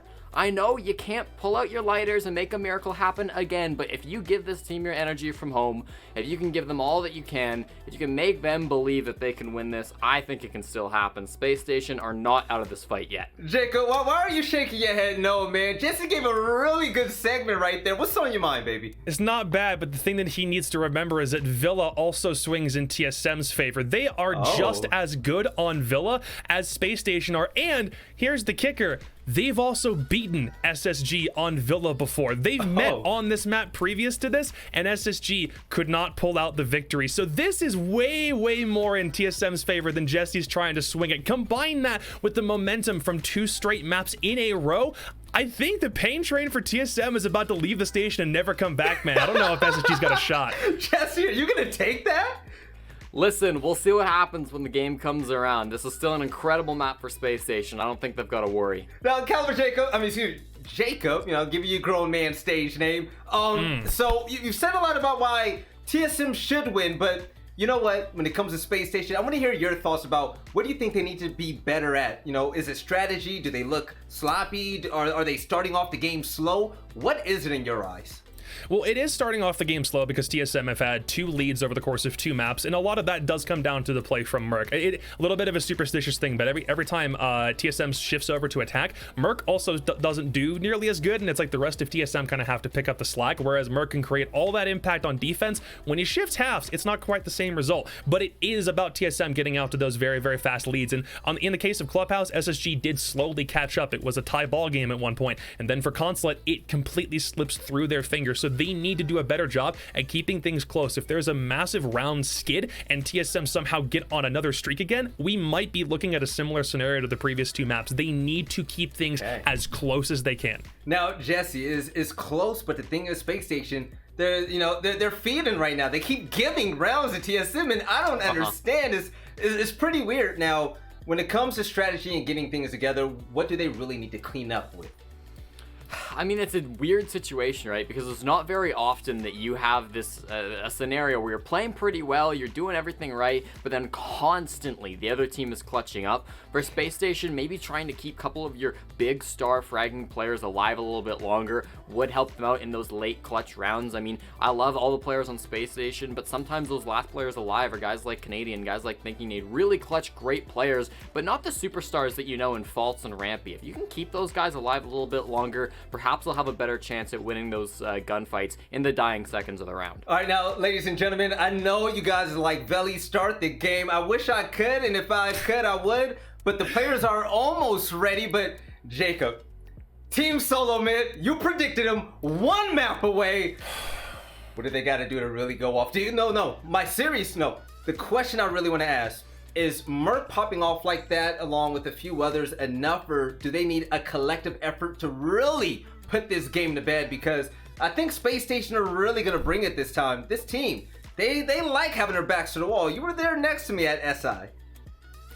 You and I were we're literally sitting right next to one another in the front row of the Invitational. It's a memory I'm never going to forget. However, you do bring up a good point. Even though we can praise Merc for doing really, really good, especially today when he hasn't, over the course of the past 2 days, been nearly as sparkling as he is in the grand final, the thing to keep in mind is that even when he's not performing up to snuff on attack, the rest of TSM still is stepping up. It is absolutely a collective team effort, and I think we usually associate teams like Dark Zero or SSG as being the ones that are more known for being hyper collective on their play. It's always a team battle back and forth. However, it still is a case where TSM can pick up the slack whenever one player seems like he's not doing as well. That's the case when Bolo was doing good yesterday, and it's definitely the same case today.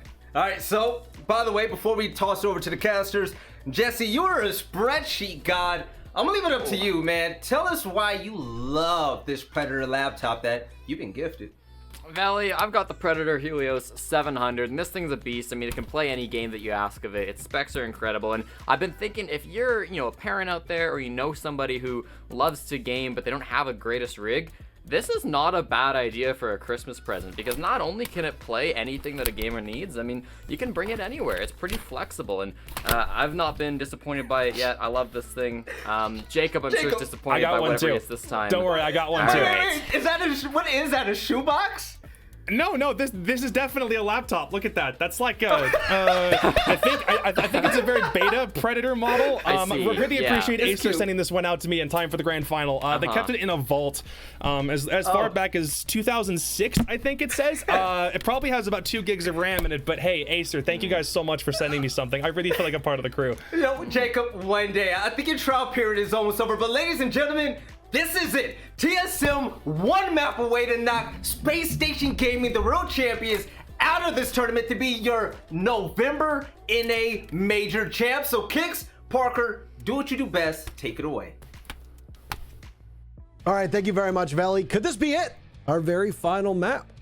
No, there still could be Cafe remaining. Both of these teams are very good on Villa. Michael, what are your immediate thoughts as we head into map number 3? Well, you just said my immediate thoughts. Both of these teams very good on Villa.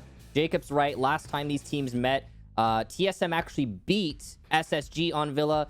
That was in the August Major, so it was a little bit ago, but at the same time, a win's a win. So my immediate thoughts are anyone's game. Really anyone's game. This map is too good for both teams, and it is important to remember that Clubhouse is also Space Station's map. So I don't know.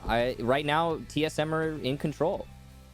It's on your screen right now. The 6th November Major Collection is presently available. Just go to the UB store to take a look at it. Unfortunately, I didn't receive any of it. But Michael, I believe you did, if I remember correctly. Yeah, it's somewhere around here. He's got it somewhere. Obviously, we don't wear that merch while casting. We have to wear, but if they did make like a suit jacket or something, I mean, maybe I'd wear that. There it is. Yes. You want to talk? You want to talk about it? I was holding it up and I wasn't anywhere near the microphone. You can't hold and talk at the same time? Well, this is the merch. I do have it. You can get it, and it is limited time only. Those are all facts. So if you want to go to the UB store to take a look at it. But with that, when you're done looking at it, you know what you need to look at? You need to look directly in between Michael and I. Because it's time to go on a trip to Italy. On our favorite rocket? No. Favorite rocket ship, space station are playing. I mean, no. Okay. Wow. The aggression. You can't take a rocket ship to Italy, Michael. It's on the same planet. I imagine you could. If you want to go to like another planet or a star. I mean, it wouldn't be very fun, and it'd be woefully inefficient, but you could probably do it. First operator banned out by TSM is Ying, and Ace will join as well. The attacking bans have been very different. Thatcher was a common factor in both maps 1 and 2, along with Mav in map 1, the Nomad in map 2, and things completely different here. No Ying and no Ace. Valkyrie is one of the highest banned defenders in terms of pure numbers, up there with Wamai. And there's Wamai. Wow. Yeah, no surprises on any of these bans. Thatcher's still in play, so that's a thing. We've talked about how nobody wants to let Ying be in play, though, with Space Station. This is a common ban. So nothing surprising at all happening there. Aviator Games is the first bomb site, so it seems, for TSM. We still got the Maestro here. That's going to be good for both teams, I think. Maestro is one of the favored sons on the defensive side. Very powerful, especially in this meta. 6 pick there for Bolo. He'll go off the Mira into the Goyo. Looks like he's still thinking about it, but he'll commit. If Bolo's playing Goyo, can you call him Boyo? Boyo? I mean... Defenders, protect your bombs. Sure? No, okay. I mean, I like it. We can call him Boblu. You want to call him Boblu for the rest of the cast? I prefer to call him Bolo. Michael, I do this crazy thing as an on-air personality where I say things as they are. Buelo?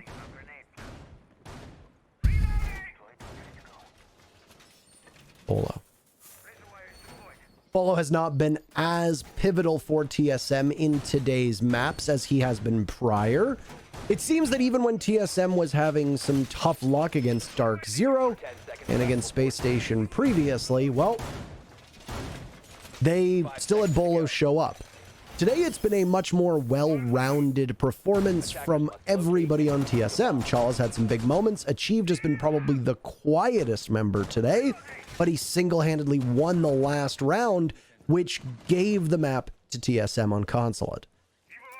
The star performer today for TSM, and I don't think there's much debate around it, has absolutely been Merc. Is it enough if TSM wins the whole shebang-a-bang? Which is, I believe, the term we use in the business, Michael. Will Merc be good enough on this TSM squad to be the entire MVP of the event? I don't know. I still think Bolo right now is the MVP of the event if TSM goes on to win. But we'll see exactly what happens over this map and possibly the next if we need it. Round 1 is underway on Villa. TSM taking both maps so far, and they are in good position to end the suffering of the SSG fans on a pretty strong map for them. Cheap droned out, but he's going to hold on to his position for now. Bolts is ready to cut him off in the hallway. In Tarps or Memorial. He's definitely got all the information he needs to get this kill. He'll go for the push now, but it's a little bit late. Achieved has slipped into the library, and he's going to position himself behind the desk. This is forcing another drone out of SSG. He's already hurt the drone economy of Space Station, and now he's not only hurting the drone economy, but wasting time. Space Station are going to have to continue to worry about him further into the round, but now they have to shift their focus. There's not enough time to clear out the roamers fully and get control of top red. So Fultz will, as a concession, rejoin his team and simply have somebody pay attention to the flank at all times. This could be a quick push on in. I think Fultz is expecting it to happen right fast, as there goes the Banshees that were set up in front of him. It's forced TSM to get back to the bomb site as quickly as they can. Nobody pushing through Study, so the focus will be over towards the main stairs. Merc can drop down if need be, finding every drone that crosses his path, denying that intel to SSG through the middle of the round and onwards. This is going to be an interesting one to see what happens, because it sure seemed like SSG knew that they wanted to push in quickly. Were they rebuffed by TSM scrambling to get back in as quickly as they could? It certainly seems that way. They are still positioned in the spots they want to be, stacked up near the landing, ready to push in towards the model, and Merc will be one of the first people to greet them. But he's going to have to worry about presence on the window. He's going to have to worry about somebody on the balcony.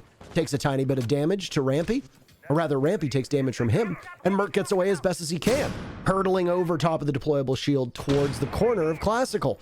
15 seconds to go, and a smoke will stop SSG from pushing in, but for now, there goes Bosco in, Canadian going for the plant, and the opposite side of the room than you'd expect. Nitro Cell tossed out, nothing happens. Bosco leads things off with Canadian getting the plant down, and he is good as gone. TSM trying for a retake. They start off with 1 kill. Rampy had absorbed some damage earlier on, and now he's finished off. TSM very firmly inside of the bomb site, waiting patiently as Geo attempts to defuse, but he hops off. There's a Chief to cut one down, top of the stairs, looking for another. Fultz onto Chala. Will they line up? No, it's a swing, and SSG, Fultz in particular, do the work they need to do. They needed a big round. They haven't had one in a while, and off of the back of Fultz, they get it. Round number 1 goes to Space Station. Now, you guys didn't get to see the end round there, but we did. Those 3 kills from Fultz were really impressive. And he just walked up red stairs and mowed them down one after another. Now we've got Space Station picking up that first round that is so essential. Right now, they are not in a great place, having lost all of the maps in this series. Technically, they have one for free because they came in from the winner bracket, but they've lost all the actual played maps, and they're definitely going to be feeling that. So every single inch that Space Station can gain matters at this point, not only practically, but in, the sense of the mental game. Because it's got to be crushing to have the record that Space Station has right now. The key is, though, and we've mentioned this 3 times already, but we'll mention a 4th, or I will. Space Station are not strangers to this position. They have made the best of 5 comeback happen, being down 2 maps. And I wouldn't be surprised if they were to make it happen here again. TSM, on the other hand, that was a little bit, I gotta say, that one round, that was a little bit of a slip. There was plenty of denial in the hands of TSM. Many options for them to stop that plant. None were employed correctly. C4s missed. Gas canisters were used well because they were forced to be used. So that's not really at fault. Evil Eyes were dealt with. Smoke was well placed by SSG, but there were still plenty of tools that TSM could have used to stop that plant in the first place. Setup now is going to be over on the northern side of the building. Don't be fooled by the silhouettes of the 2 bomb chassis. It's a kitchen defense. I withhold any comments I have about site rotations from here on, just so that I don't look foolish. Remember when I talked about the console and they went to console and yeah, we talk about library? I don't think that. Well, they lost it though, so it didn't make you look foolish. Yes, I know, but it still makes it look like I'm casting from around in the future. I mean, in a manner of speaking, we are, because of the delay. Technically, the chat is in the past and we are in the That's future. true. When they hear our voices, we are technically about 4 to 5 minutes ahead of them somewhere in that window. So right, so they that just have to get used to that. Anyway. Yeah, it is a normal thing. First round for Discovery, for the first minute of the round, rather, for Discovery, allows a clear entry point from Space Station over on the study side of the map, and they now press in towards Trophy and Statuary. Merc has been just absolutely having a banger of a day. Didn't find a kill in the first round, but despite the fact that TSM lost it, they didn't really need that much from Merc. Achieved was the only one who put in the considerable effort on the scoreboard, and you can see that yourself on the right-hand side of the screen. Most of TSM have fallen off of their spots. They defended the top floor valiantly. They got as much time as they wanted. And now, with their heads still on their necks and shoulders, they retreat.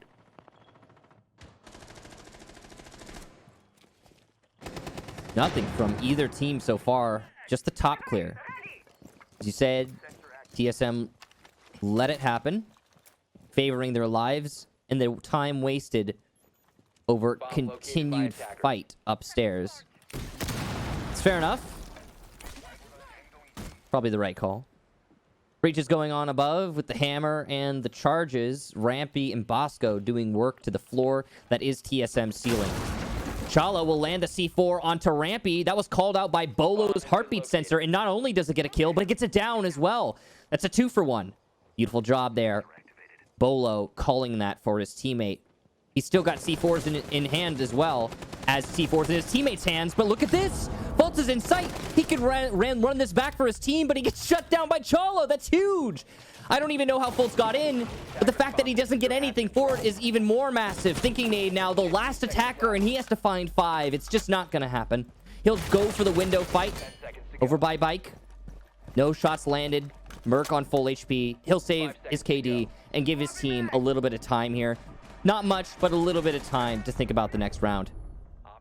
More than enough for TSM, who take their very first round, as this match is going to continue to heat up. You can obviously see that they are pumped about that one. Don't get too excited, lads. There's still plenty of game to be played. And this is a relatively even map. If Consulate tilts in favor of TSM, Clubhouse should have for SSG, but that wasn't the case. Villa breaks pretty even. In regards to Cafe, I think the consensus could be that, well, there's a bit of an advantage for SSG on that one. They would also have momentum coming into this, which would also be quite critical. And momentum can obviously mean a great deal. Need we remind people that there isn't any real momentum in this game. There's no economy. It's just all site rotation and entirely in your head. So apparently in the last map, 4 of the 5 TSM players all earned a 67% cost score. I think exactly 67%, which is, if that's correct, that's pretty wackadoodle. You don't see that ever very often, the way that lines up there. That, to me, screams that TSM are, when winning rounds, all, well, not all, I guess 4 or 5, contributing to the outcome of those rounds. That's pretty neat. Thank you, Siege GG, for those numbers, by the way, and thank you, Siege GG, for all the numbers so far.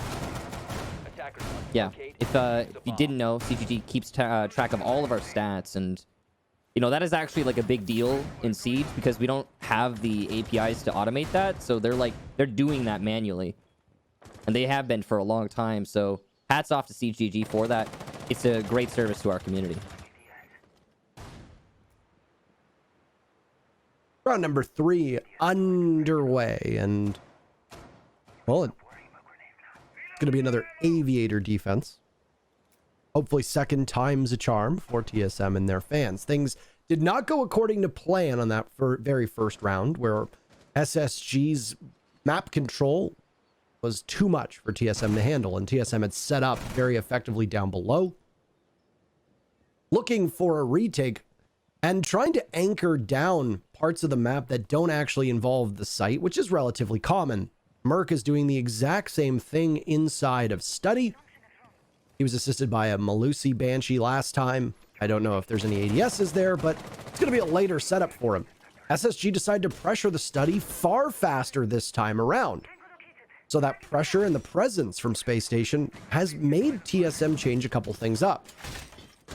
Hard to speculate if that will be the difference maker or not, but it is necessitated an entire change from TSM, not just Merc, but Chala as well as Bolo on the Goyo.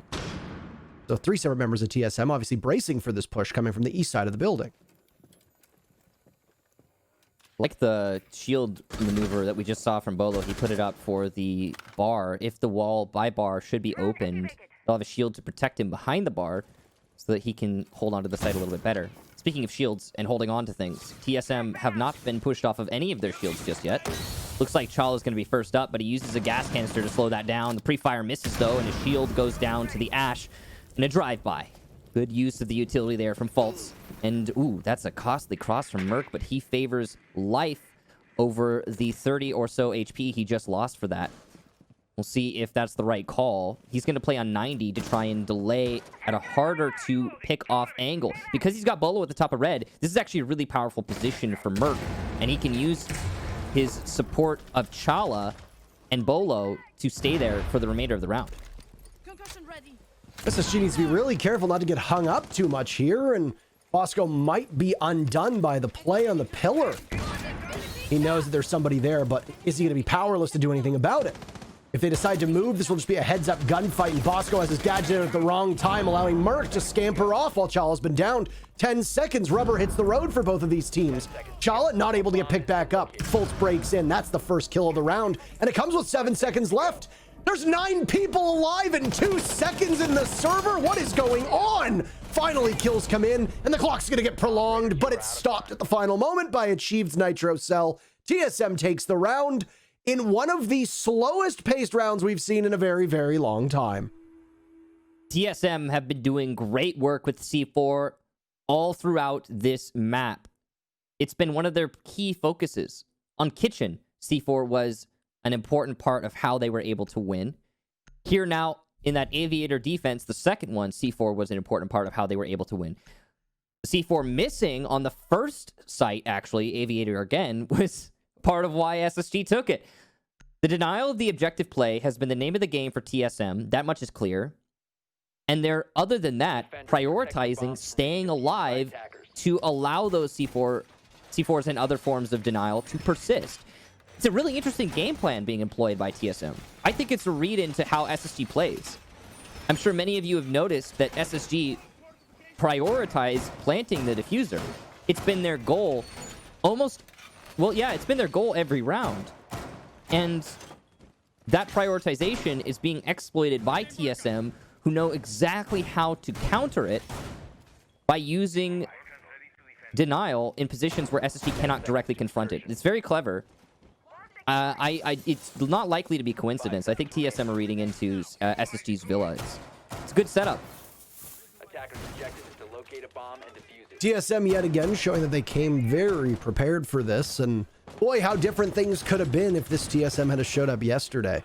Someone was in the water yesterday with TSM, because even against Dark Zero, they looked quite weak most rounds, and I would argue that DZ was a step or two ahead.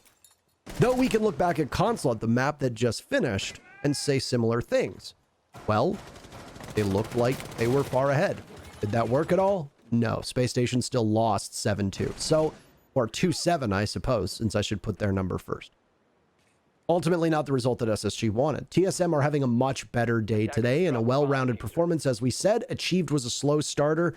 He is starting to fire up. The rest of the team is doing okay, but they haven't really needed it yet, and we're still relatively early. I don't know if it's just SSG needing motivation. I don't know if it's bad communication. I'm not entirely sure. But there have been some missteps from SSG that are very out of character for them. One of them has been Fultz not being able to find the scoreboard, though I wouldn't really call that a misstep. He does this time. He gets the opening pick, but then SSG loses Bosco right after. Losing the Melusi of Achieved is damning because that Nitro Cell is so valuable, and Achieved has been good here on Villa. But Bosco and what is brought from the Zofia of Bosco, well, that might be more of a killing blow. Fultz is lined up for yet another pick. He knows he's got one trapped inside of the art painting vault, and he's going to go after it. Spam marks coming in, and Merc is unable to fight his way out. Downed and completed by Fultz. That's his 6th kill here in 4 rounds of active competition. The advantage now goes back in favor of SSG, though that did kill about 20 seconds of time. Merc was hoping to waste more time, but he kind of backed himself into a corner, to be completely honest. Great use of the drone there. Fultz being droned in by one of his teammates. Good coordination, good teamwork. SSG know what they're going on about right here. And with those roamers cleared out, SSG can now shift their focus to the site. And they've got plenty of time to do so. A minute's enough.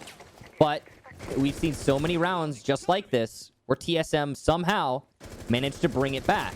And that's got to be what's inside SSG's heads right now. This has got to be the difference maker round. Fultz is engaging Bolo, and he'll win that fight. That's his 3rd kill for the round. Big ups to Fultz. He's put to low HP, but it might not matter, as the result seems all but certain at this point. The only factor working for TSM right now is time. Only 20 seconds left, and still a gas canister in the pocket of Geo. Put it on the staircase, and as Chala gets Fultz, this is looking a little bit better. Cannot play in Statuary. The wall has been opened up. The impact tricking was not enough here. An odd spot for Geo to play. He is exposed to the wall, and if he's known by his opponents, he's an easy kill. There goes his teammate. He needs to deny the plant. There's the first kill, and nearly the second, just barely misses the shots, and Rampy will shut him down. An absolute heartbreaker of an engagement, and Space Station take their next round. Poor Geo. So close on that one. If Geo gets that kill, he needs to reload and pressure Canadian with 5 seconds left on the diffuser being planted in the default spot by the master bedroom. That really should not have been that close, Michael. It was a 2v4 that almost ended up being a 1v1 showdown between Geo and Canadian ex-teammates. And if Geo can control that SMG-11 a little bit better, well, Rampy falls. Rampy falls. And it's extremely likely that Geo is able to pivot to default and get there in time to shut down Canadian. The round goes in favor of TSM. Yet again, another good entry from Space Station. It's something that they've been very consistent with. Just as they did on Consulate, they are cleaning up in the opening duels department here on Villa. 3 of the 4 rounds, SSG has started off the festivities, giving their team a 4v5 for a brief period of time. That round that just transpired, they had a 4v5 for about 3 seconds before Bosco died. SSG was still able to pull off a proper site execute. They were still able to clear up Astro stairs with a deployable shield and Banshee in line without any of the explosives from Zofia. That is pretty commendable from Space Station, and it is a hard thing to do for a lot of teams. SSG just kind of trudged onwards, despite the fact that there was gadgetry, be it primary gadgets or secondary gadgets, lined up from TSM. And because of the cross spread that SSG had, control of Astro, playing from below, control of Master, a wall being opened up from Master into Statuary as well, SSG was able to do an awful lot with less than they had at their disposal to start off with the round. I think it was impressive stuff, but still a close one from TSM, which is going to keep them mentally in it even if they didn't end up winning the round. Yeah, and that's the tenacity that's been on display by TSM every round. It's actually kind of intimidating. I said it was probably in SSG's heads, and after that round, it's still gotta be. You could lose with a 4-2 advantage. It's happened before. It will almost certainly happen again before the end of this series. But that's last round here and now. TSM still on the roam, trying to delay. It's been a major factor, of course, throughout the series. Merc and Achieved are the 2 to do it this time around. Vigil in play. You were talking about this, Parker. A Vigil will be banned to get Merc off of that operator. And, well, here he is. He's going to be a force to be reckoned with, that's for sure. Using his ability to distract as long as he can. The key is, if Merc is not pushed out of this position, then you cannot execute onto the site. Because he'll be an ever-present factor ready to push up on you from 90. So it's in SSG's best interest to get aggressive on him, but they can't, because if they do, he'll waste their time. So he's just an annoying thing to deal with, and that's Merc's job. He's great at that. Time wasting from TSM has been pretty good on most of these rounds, too. I mean, even Merc down in Art Studio down below when he was playing in the painting vault, which differs from the gun vault that's above. Even though we don't often see a lot of play in that, even when it is a library living room defense, Merc was still able to kill about 20 to 25 seconds before he was punished by Fultz. Bosco, who was the very first death for SSG previously, is going to be the person involved with the very first death for TSM this time, as Merc falls and then Bolo joins him. Yet again, opening picks for SSG. Yet again, TSM will need to trail, and they will need to make something happen with much lower utility than they had before. It gets even worse. Chala tries to creep on up, shut down by Fultz, who's just powering up in front of our very eyes. 8 kills for Fultz. He knows that there's one more trapped over somewhere by Pantry. Geo with the Alda in hand. He celebrates Bosco being in front of him, but Fultz manages the ring around the Rosie, and he punishes Geo. A tremendous round from Space Station led off by Fultz's great play, And SSG ends up taking the round and the lead over TSM. Incredible play there from Fultz. Once again, he manages to find his way to Island in Dining. I have no idea what part of this defense TSM are slacking on, but Fultz is just making his way into sight like that. The fact that TSM is allowing it to happen is going to continue to cripple their defense on Kitchen. TSM pulled out a miracle and shut him down last time, but not so here.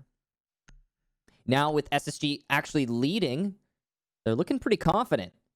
And if this ends in a 4-2, TSM now goes to Aviator. It's going to be pretty desperate for TSM to run it back on their attack half. Space Station are showing the best signs of life we've seen from them so far through this series. I have to be impressed by it. Fultz in particular, as you highlighted through that last round. There's a comment that was made by easily from the Sonics about Bolo, saying that playing Bolo online is just a terrifying thing on its own, but whenever Bolo gets a kill online, it's like he gets a plus 30 buff. And he just keeps getting 1-ups every single time. Until after 2 kills in a round, he's just an unstoppable nightmare. Fultz, I think, is learning from the school of Bolo, if that's the case, as we are finally getting to see what Fultz is capable of doing. You take a look right now, SSG has a total of 8 kills if you remove Fultz. Fultz has 9 on his own. It's very similar to what we saw out of Merc in map number 1, when Merc had 12 kills after the 4th round, an absolutely absurd number. And he's looking to get more right now. Fultz is being the main spear here on Villa, and he is being guided in by 1 to 2 drones every single time, and he is reliably outdueling everybody on TSM. And sometimes it doesn't need that much strategy behind it. We can talk about the structures until we're blue in the face, but sometimes a simple engagement comes down to, yeah, I got droned in and peeked, and they peeked at the same time, and I won the gunfight, and that's it. No other utility was used. It is as basic as it sounds. Sometimes it doesn't need to be over complicated. Fultz simplifying it for TSM, and it's working out for him. Could change at any moment, though. TSM is good at playing that game, too. Canadian clearing the ADSs so the shield may be destroyed. This is the same drive-by destruction that Fultz did last time he was confronting the top main hold. Bosco's going to get the entry this time. Down goes Merc. Cutoff successful, at least for one of those players at the top main. TSM completely falls back after the shield is gone, and they will resume their hold, but now in sight.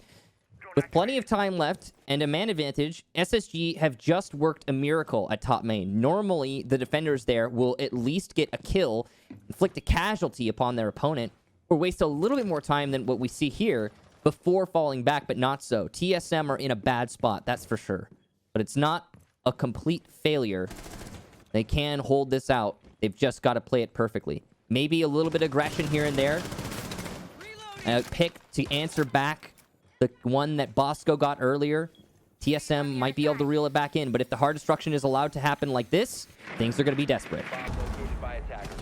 Geo is going to be in a very important spot for TSM, as he has been previously with that Alda in hand. The polar opposite of the SMG-11 that failed him last time. The Alda will not let him down in terms of munitions, at least.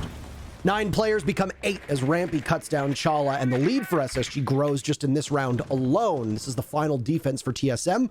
SSG is looking for a definitive win. TSM wants to stop that. And they're going to need to start finding kills really fast. Both teams will, in fact. Not a lot of time left. A second, though, for Bosco as things get more grim for TSM, and a flawless round is on the board depending on what happens with Achieved. Knocked to and fro by the air jab, a Nitro Cell goes off. Nothing for him. Diffuser down, and Achieved will scramble to get back to the bomb site. Red Stairs is his path. Too many angles for him to look at. He's going to try to play around the corner, but nobody's going to find it except for Fultz. Nobody from TSM gets on the board. An utterly unfortunate round for them to change sides on, but at least the momentum potentially breaks. SSG take the first half 4-2. 4-2 is a loss for TSM, that's for sure, but who knows? Maybe the side swap will allow them to bring themselves back in. The biggest thing, though, is that last round was certainly demoralizing, a flawless one. And it comes off the back of that kitchen defense, which was also pretty one-sided towards SSG. We're seeing right now, before our eyes, TSM start to slowly cave. And SSG gain their stride. It's impressive. Really, it is. Now that Space Station's on defense, we'll see if they can correct mistakes that their opponent were making on the defensive half. Maybe hold on to top main at Aviator a little bit longer. Maybe have their own be a little bit more influential. First, it'll be Trophy, though.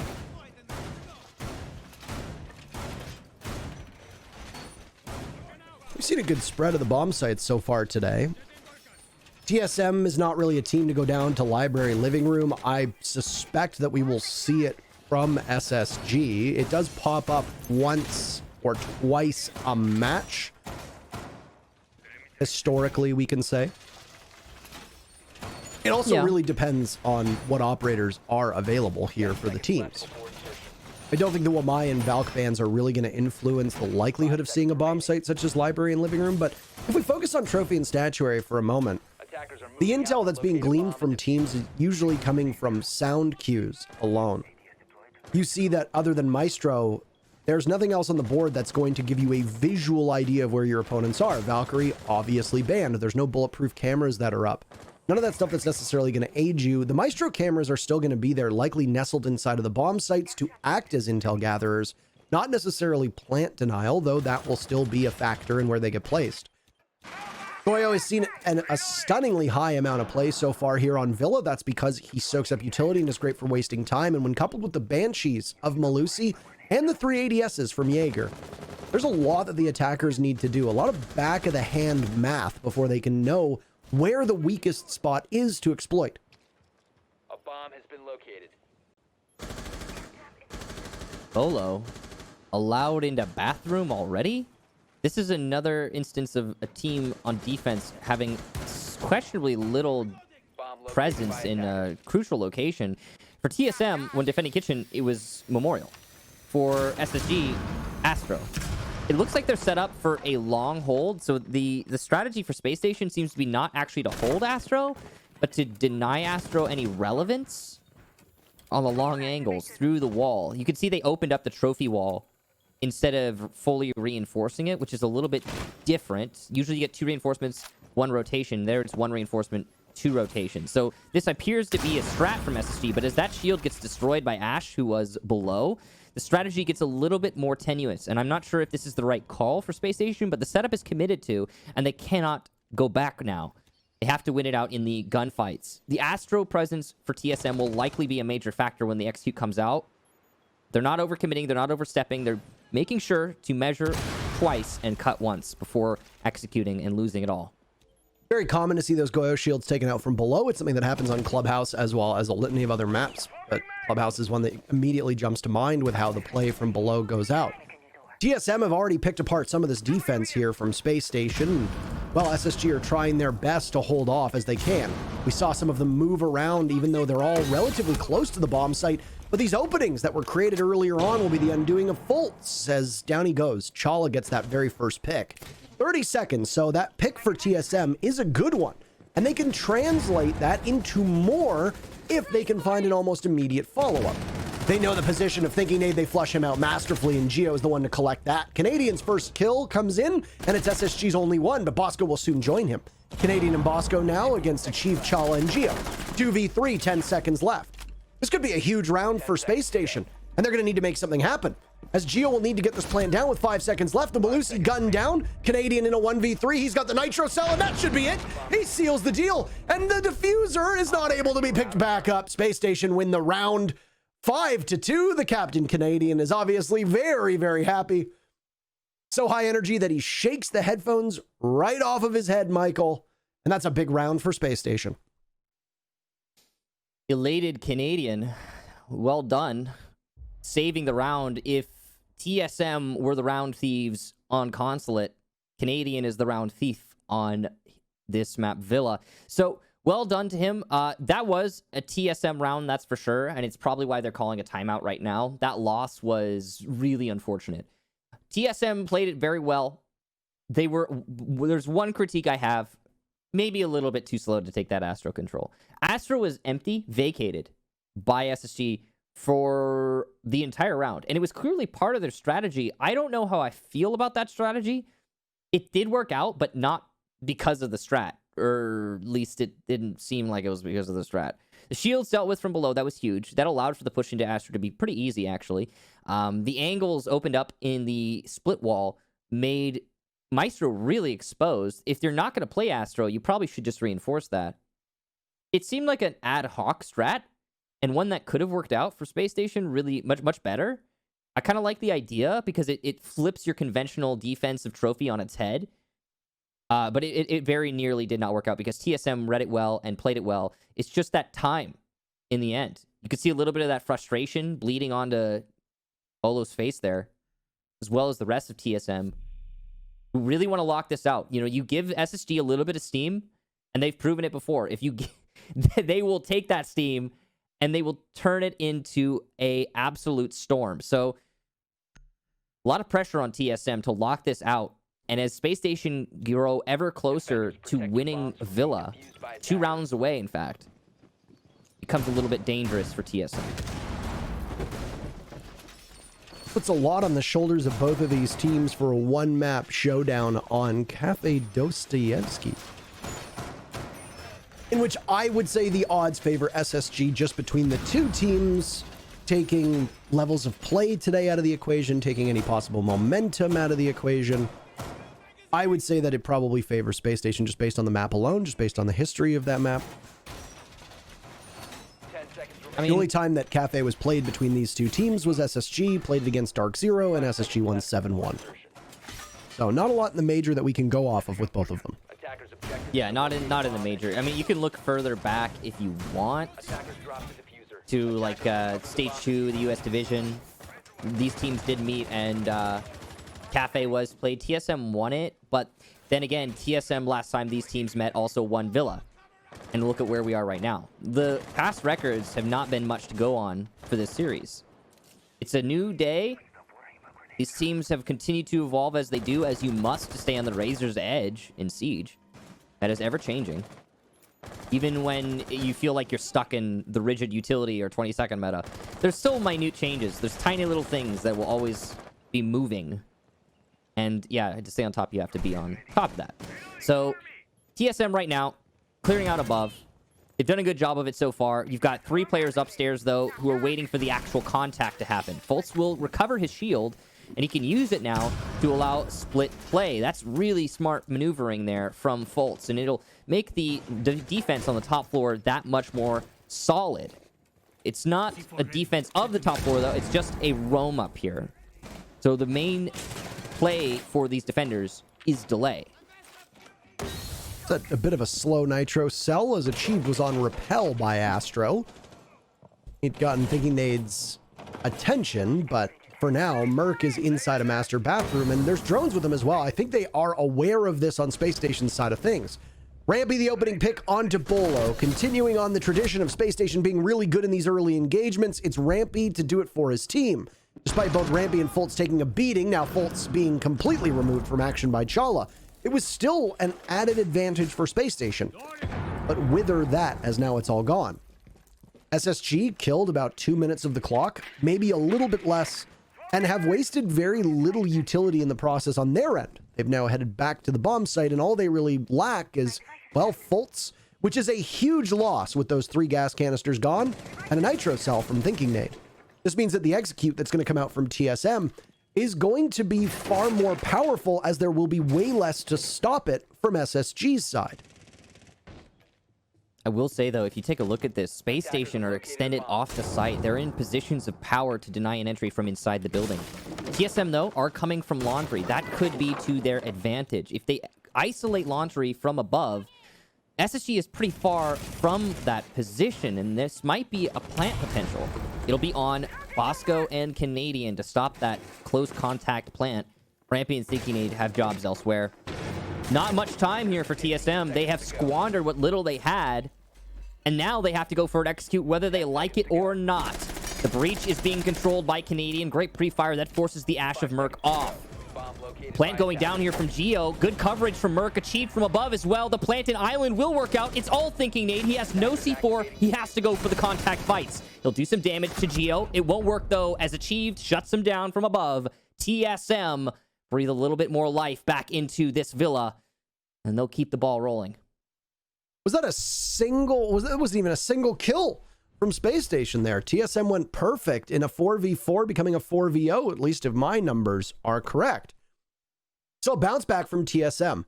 And honestly, I do suspect that much of this was a lack of denial. There was a single nitro cell on the board in the hands of Canadian. That was it for anti-plant. You didn't have the gas canisters to cover the breach hole. You didn't have the gas canisters that could go over to Memorial or to the pantry doorway or to go over from the entry and laundry.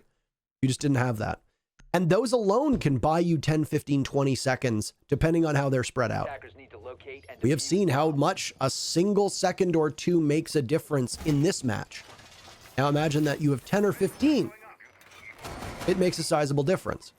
Fultz being the only person on Space Station to die before the execute happened was poor timing and partially poor planning as well. He was playing upstairs with a deployable shield, possibly with those gas canisters to try and deny an entry, maybe not necessarily used for plant denial. But regardless of how he was supposed to be used, losing him early was what turned out to be a fatal blow to that SSG defense. Forcing SSG to take gunfights, but lacking the sights to do it, and lacking the structure to do it. Attackers must locate and defuse the bomb. I'm amazed every time that TSM wins a round like that, because you look at the board and yeah, okay, TSM might have some. Ooh, look at this damage done to Fultz and Bolo alike, but much more onto Bolo. Crazy run out there from Fultz. Anyway, as I was saying, because it's hard to pull off those executions in those dying seconds. I genuinely thought SSG was going to win that round, despite having slight disadvantage in terms of HP, but not the case. Now, this execute for TSM seems to be pretty heavily based on the study pressure. They need to turn this into top main control. Fultz is going to be their main adversary here. He is, of course, the top frag, the top performer for SSG, so this is not an easy task. They also have to deal with Bosco, who's opening up above by the bar. He's putting pressure onto the bottom of main, meaning that you cannot pressure Rampy, who's playing on the actual main staircase itself. At least not directly, not without being shot in the back. So TSM have so many different things to consider when trying to solve the puzzle that is this top main hold. SSG is well poised to hold on to this position and delay for perceivably, I mean, it could be a really long time. They could hold this throughout the round. Right now, TSM has not given us anything to suggest that they wouldn't be able to do that. Right now, it's ADS clear. That's the focus. Once those ADSs are cleared out, they can destroy the shields and start to get the kills on these players holding the staircase. This tends to be fast and furious when it comes to attacking main stairs. Flash in, two of you push the stairs at the same time, whether it's a Jaeger or a Goyo playing on that spot, it's unlikely that they're going to win both gunfights. So you set yourself up for a trade regardless. And given how important it is to control 90 because of what 90 does and what Classical does and what it does for study, you need to be able to take control of this part of the map. And there you go. TSM has done just that. They also get the opening pick with it, but it's not onto somebody who was playing in that position. Rampy had managed to get quite a ways off before he was taken down by Geo. So with that said, you've got study control. TSM have the top of main stairs. Bolo guards over Merc as they go on to drone. Achieved is down below. Achieved could possibly have a grenade in his pocket. He has exactly one. There goes Thinking Nade as Merc catches him off guard. Fultz is next in line of sight in that exact same position. Canadian will have no choice but to come back to the bomb site, but he's punished by Merc as well. There's another for Merc, 3 for him. He wanders right into the Malusi Banshee going wub, wub, wub, wub, wub. His gun does not find anything as Bosco slaps him away. Now a gas canister goes out to try and deny entry from his back, but Bosco turns. He's extremely vulnerable. We'll have to contend with the diffuser being planted as well. He's not going to make it too far. Only 4 seconds after that diffuser goes down, Geo puts a stamp on the round, and the comeback for TSM, presently in the making. That's their second round in a row, and they are only 1 round behind Space Station here on Villa. What a beautiful round there from Merc. His command of the angles and the engagements was masterclass. SSG were set up in a good position. I want to reiterate a point I was making on a map a while back. SSG tend to err on the side of caution when it comes to decision making. In this instance, they fell off of the top of main stairs after losing their shields at about 50 seconds. Now, they could have dug in and taken the fights with TSM. Probably wouldn't have been advisable, to be honest, given that they lost their shields. But that consistency in the fall back there, TSM relied on that. And one thing that you'll notice they didn't do, TSM did not overextend their advantage. They didn't give away their initiative by pushing into the retreating defenders, because TSM knew SSG would fall back. If SSG falls back, they get the control that they want, TSM, I mean. And if you can avoid losing anybody in the process, then all the better for it. That gives you the platform to execute onto the site. That was smart play from TSM. Many other teams, like TSM, for example, because they've done it before, will get a little bit overzealous and extend themselves too far, giving picks away to the retreating defenders. Not so in that case. And we've got a trophy defense here for Space Station. Last time they were here, they brought out a really interesting strategy where they opened up 2 of the Astro walls. Look, they're doing it again. And they didn't hold on to Astro. This time it looks like they will hold Astro, though the wall setup is still the same. Back where it all began, the only successful defense here. Match point for SSG if it happens again. Tie game for TSM if they're able to break this. And it would be a perfect rotation for TSM, but on attack, as TSM humbled SSG on Kitchen and then toppled them in Aviator. A bomb has been located. TSM are playing with a groove and a level of confidence that was noticeably absent from the first half of Villa, which is strange because while this is a much more favorable map to the attackers than it ever has been before, I mean, this is still Villa. You still expect the defenders to have a chance on every single round, but the stats paint a very different story, with SSG dominating on basically every single statistic through those first 6 rounds. So TSM have burned a minute at a time. They've taken the southern part of the map, which for those of you that don't have access to the compass or a visual representation, well, that's Study, an Aviator, and Games. That's where the take is going to come from. Bolo is all on his own over by 90, as TSM are still going to continue to do this discovery work. The other 2 members, Geo and Achieved, well, they're over by Master Attackers have located on the east side of the building. There's Kaid Electroclaws at play on those triple panels inside of Statuary. They'll need to be taken care of at some point so that the Hibana, Geo, can do her job. Not going to be easy to do. It's Ash's job, Merc. You can see he's being contested. Both Ash charges used. One of those panels is not electrocuted, so a single one of the Electroclaws shot. Good stun work there, clearing out the ADS. That means the shield can be destroyed, but you need an explosive to do the destruction. Rampy is downstairs. He could C4 under Achieved and Geo at any moment, and if he does, that might sway the round in SSG's favor. He's waiting for the perfect opportunity to do just that. He doesn't want to miss his opportunity, miss his chance to command the round. TSM's got the... Oh, go ahead. I was going to say, this is a very familiar place for Rampy to play in, because he used to play that pulse roll down in the bottom of Villa. We saw him use the bottom floor, the basement, which is just... It's never really used by teams, and he can make something work with it. Down goes Canadian and Thinking Nade, as it's Merc with a big 2-piece as the action unfolds in front of our eyes. Chala is a second away from getting this diffuser down. Fultz nor Rampy are able to stop it, but gun in hand, Rampy takes the business to Bolo and he wins that gunfight. Fultz is lulled out of his position. He sees the diffuser on the ground. He'll have to go for it, but he knows that he'll be exposed. He shrugs off a little bit of damage. Rampy found below, a triple kill from Merc. Merc has just absolutely come alive and is thriving as Fultz snaps onto Geo inside a Master, but a single point of HP for Fultz means that disabling this diffuser is going to be mighty challenging. He goes on it to attempt it, falls off as a flash goes in front of his eyes. Nothing he can do with that SMG out, so he'll pull out the shotgun, manages to claim Merc, and goes immediately onto the diffuser. Chala's going to need to stop him, and there he is. A single bullet will be the undoing of Fultz. It's a tie game between these 2 Titans. Just as TSM called their timeout earlier, SSG will now call theirs, given the rounds and the way that they're starting to play out. I think this is the appropriate time for a moment to reflect. You could see it on SSG's faces, the worry. Where TSM want to lock this out, SSG want to stay in this. They're a map down right now in this best of 5.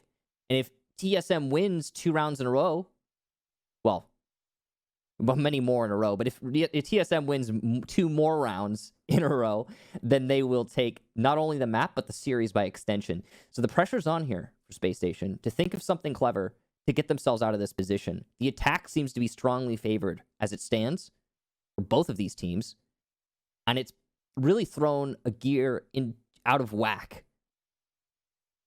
Space Station are going to try something different, I'm sure, for their next defense. They have to, at least by the way that these rounds are playing out. The key of the attack for TSM over these last few rounds has mostly been Merc on Ashe. Yep. To be blunt. I mean, it's the same thing as Fultz on Ashe for SSG in the first half. The way that these two teams are playing on entry has been mighty fine. The pendulum swings from SSG over to TSM in terms of those opening duels, in terms of their entry being very successful. The attackers are absolutely just dominating and dictating the pacing of Villa right now.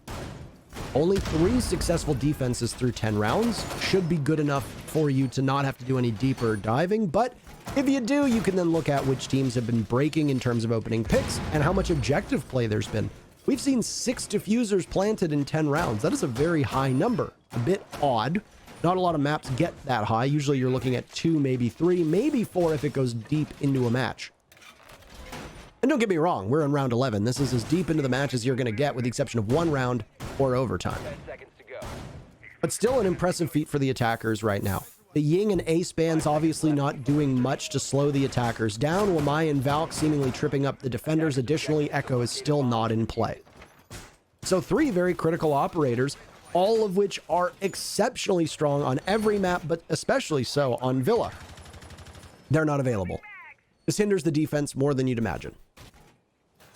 I wonder if this timeout for SSG will work, because it absolutely did not work on Consulate.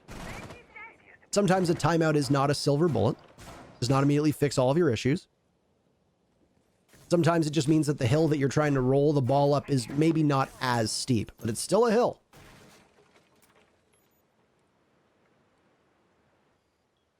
Sometimes it's a mountain.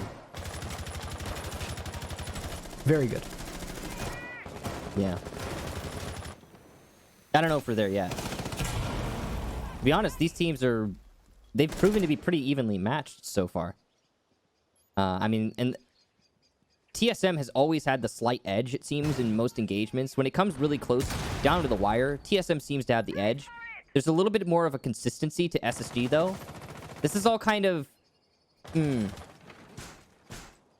It's hard to pin down, really, but these are factors that I think are easy to notice in the gameplay. Space Station are being more consistent. They're relying on the safer play more often. TSM more aggressive. They are getting the edge out when you don't think they're going to. They definitely clutch up hard.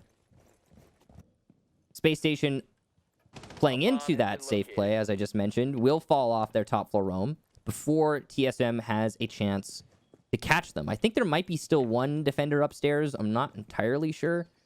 But what we do know is that many of those roamers has fallen back. Yeah, see, there's Rampy. He did stay up, but all of his buddies went downstairs.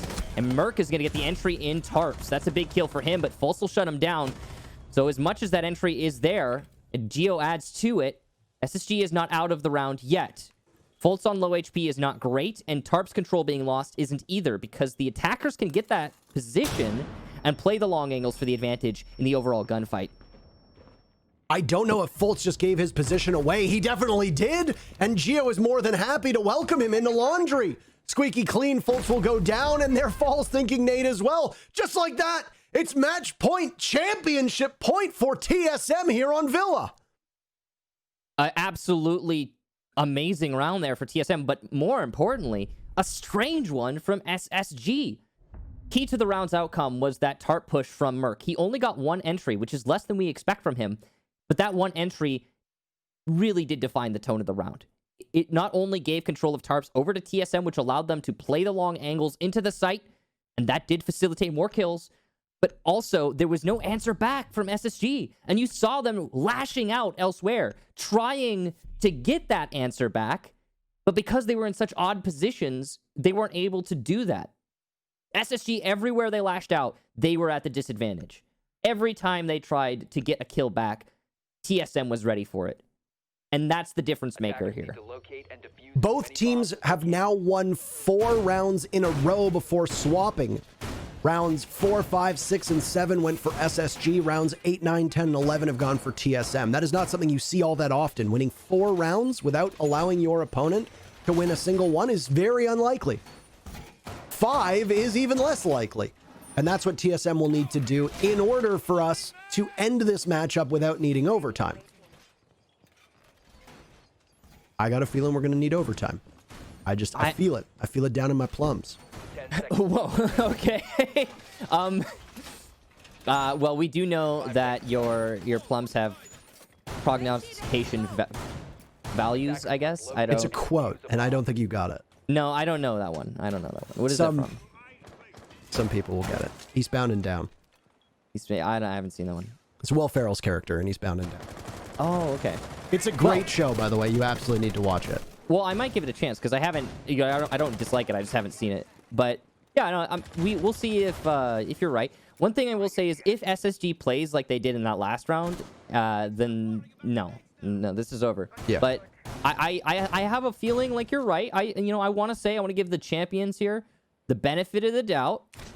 Space Station are known to win in these clutch situations, so let's not say this is over just yet, even though it very well could be in the next 2 minutes and 13 seconds. Calm before the storm, because regardless of who wins here, Michael, I think a storm is going to be a good way to describe it. It was definitely a storm that crashed down on Space Station shores back in round number 11, and I see no reason to not expect the same here. SSG's defense right now hinges an awful lot on holding the top of main stairs, as we tend to see from teams when they want to hold this aviator/study side of the map, and then with it, classical hallway, and then all the way down to 90. Burning out the ADSs, the deployable shields, the barbed wires. There's a lot of things that are just small little nuisances that you have to deal with. The good news is that most of the attacking teams have dealt with this a number of times. So it doesn't matter who's defending it, you usually have a pretty good idea of what to do and when to do it together.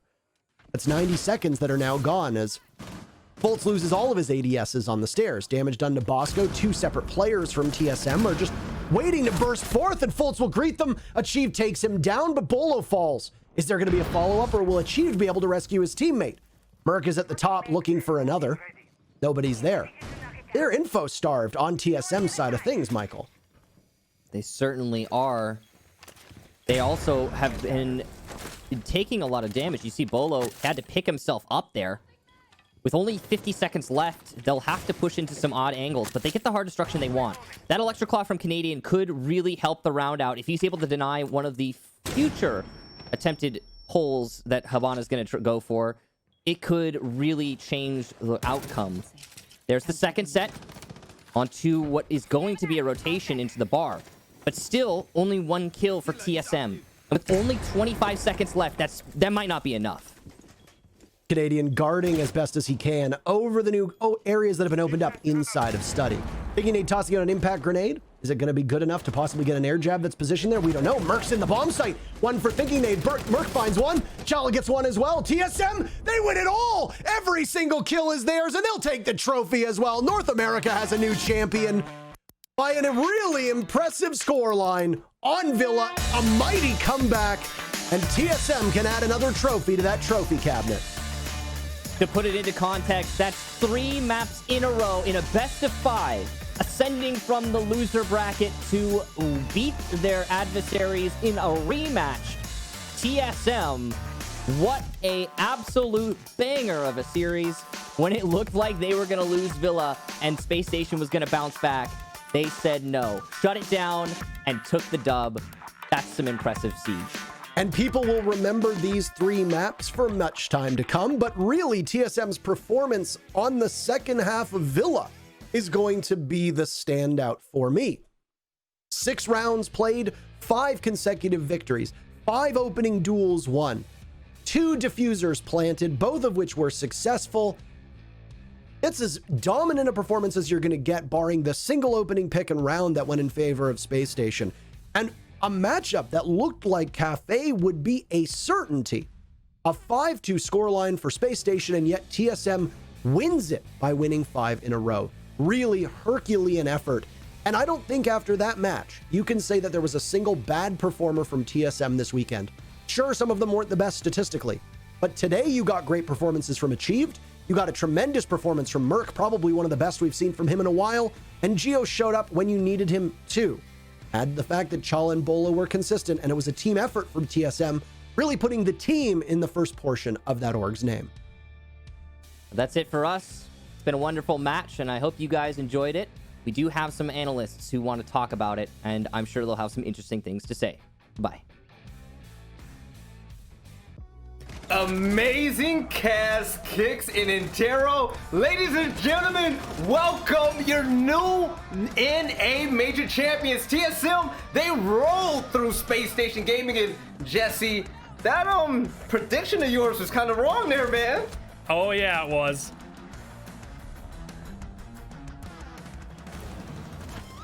I can't fight it at this point. TSM played a really great game today.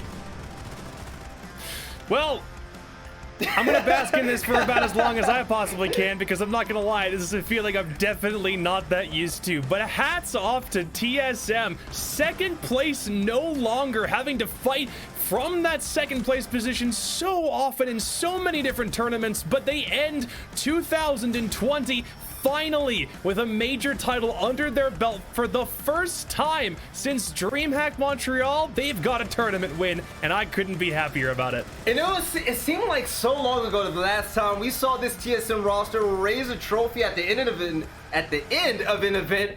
And now they showed everybody, you know what? We're not second place anymore. We are the #1 team in NA, and they proved it in such a dominant fashion. Space Station Gaming, they walked into today with a 1-map advantage in the best of 5. TSM, they pulled up, they said, that's not a problem. We're gonna smoke you. Straight up sweep. Amazing stuff so far. But Jesse, man, wait, Jacob, what's the crown for?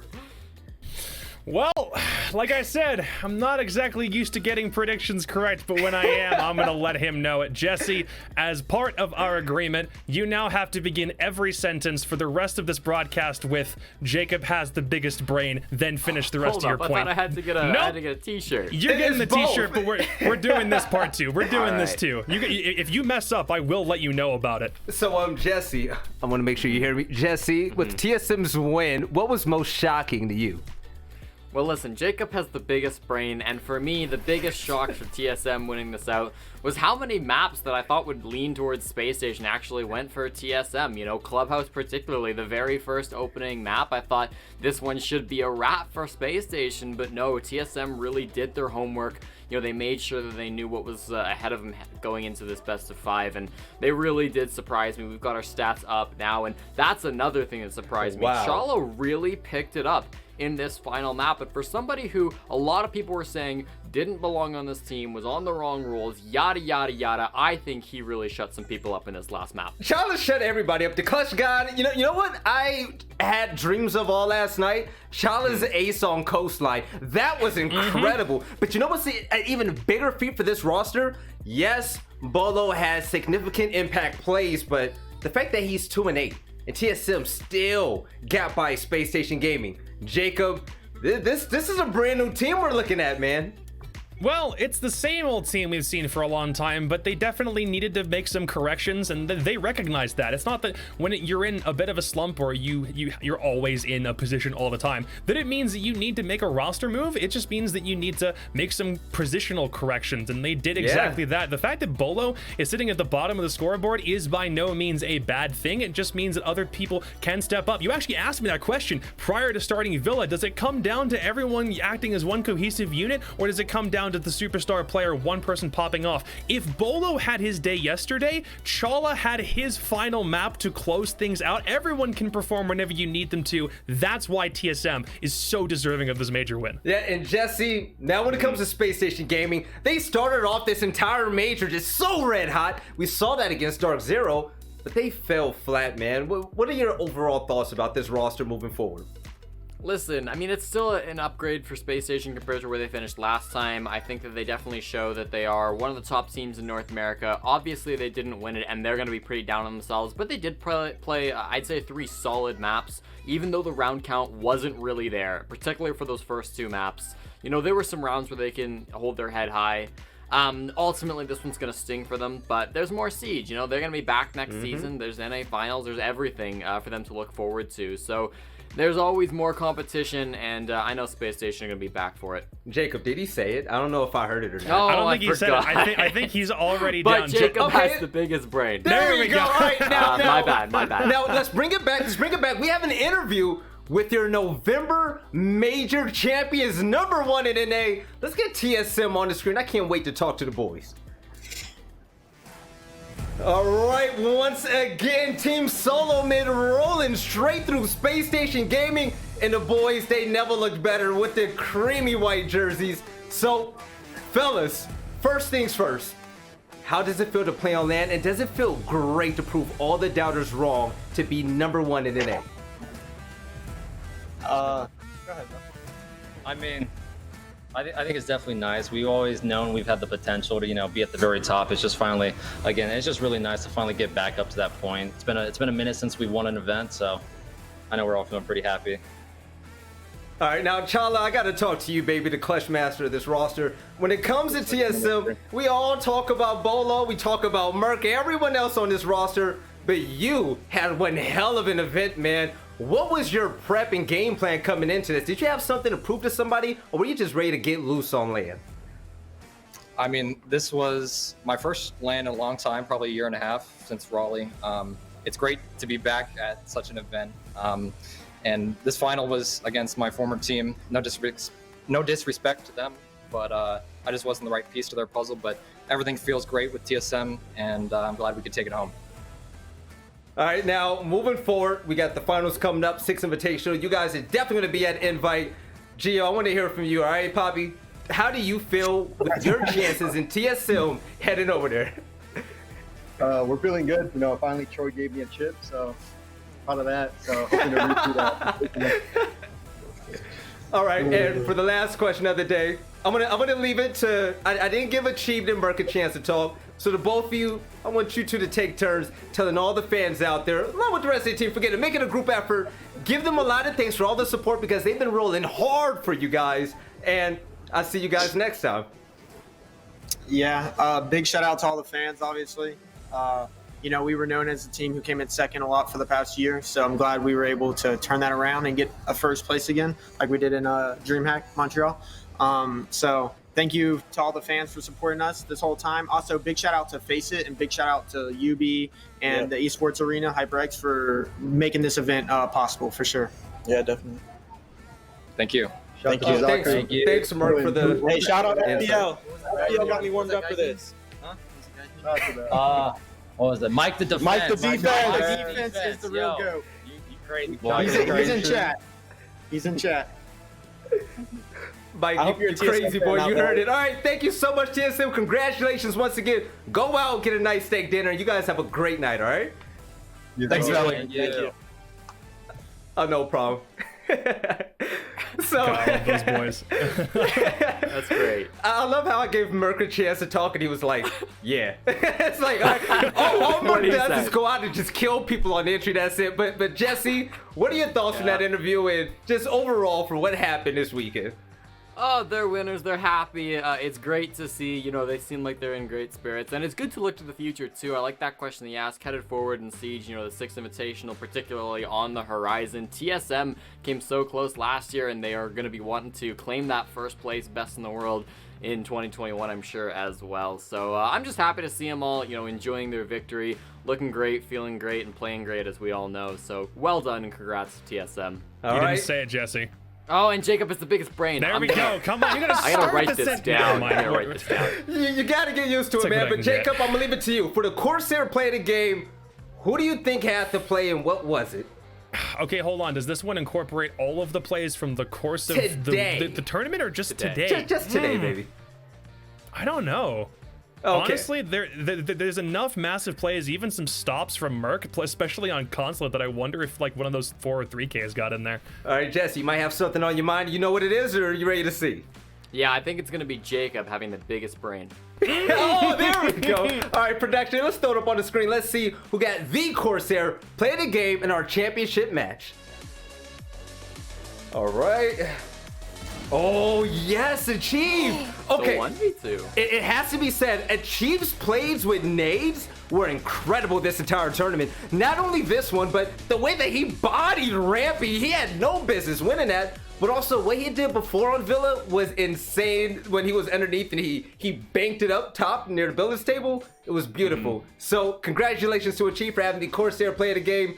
And now, excuse me, the bracket. I'm sorry, I'm so excited. Let's see how everything turned out this weekend. I'm running out of breath. I'm excited. So the first game of this entire event, it was a banger. It was one that we all love and remembered. It was Space Station Gaming versus Dark Zero. SSG moved ahead by beating them, and then TSM after that to sit pretty in the finals. TSM, they had their way with Oxygen, lost the Space Station, but then knocked out Dark Zero, your August major champions, in order to win it all from the loser side of the bracket. And matter of fact, Jesse, has there ever been a loser bracket team to come back and win an event before in Rainbow Six? Not this dominantly. Obviously, BDS at the European Major last stage did manage to do that over G2, but this, there wasn't a 3-0. As this one technically was. So TSM, the first team to come back on 3-0 with a disadvantage in the best of 5, and Jacob, the first analyst, have the biggest brain in the North American November Major. Doesn't get old. It doesn't. I like the sound of it. Now, for our final goodbyes, fellas, I'm going to be completely honest with you. I missed you guys. I loved what we did this weekend. We made magic happen along with production and everybody else out there. But Jacob, your first major is under your belt. You got it done already. Let everybody know how you feel. Tell them you love them and tell them thank you. I want to hear your final thoughts.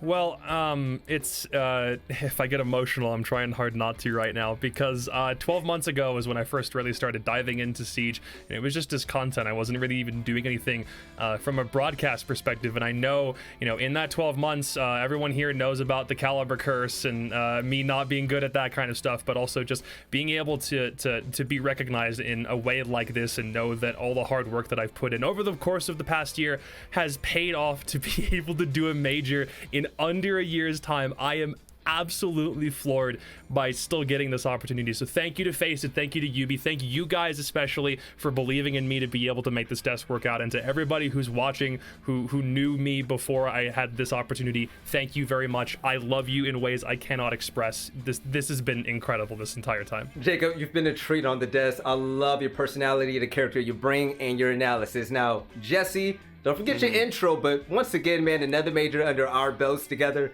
How do you feel, man, and what are you looking forward to in the future? Well, it's been great working with you, Valley, Jacob. It's been a new time, but it's been a fantastic time as well, despite the fact that you have a larger brain than me. I want to say congratulations to TSM. Thank you to all the players who came out and made this a great event, and obviously, Ubisoft and FACEIT as well as Esports Arena for putting on a LAN event, the first one that we've had in months. I think that's just crazy that we're finally back to this, and so hopefully we can have more LANs in the future. We'll see what happens, but as long as we're here together, we're gonna have some great shows and some great times. Well, perfectly said, man. And for me, I just want to take this time because honestly, this year has been the craziest year of our lives. It's been crazy, it's been sad, up and down all year long. But you know what? At the end of the day, we're all one family here in Rainbow Six Siege. I just want to say to keep your faith up, keep your hopes up, wear a mask, because soon I hope that we all come back together to have another LAN event, but with all of us in person. So just continue to spread love, spread good out there in the world. I can't talk right now, I'm excited. But at the end of the day, I just want to say I love you guys. I love the pros that competed this weekend. Congrats to TSM. I'm going to give a shout out to Ubisoft. I'm going to give a shout out to FACEIT, the production team, all the viewers out there. It has been such a crazy ride, but for our own bubble LAN, it was one that we would never forget. And I want to wish you all a great night. We'll see you guys next time. Adios.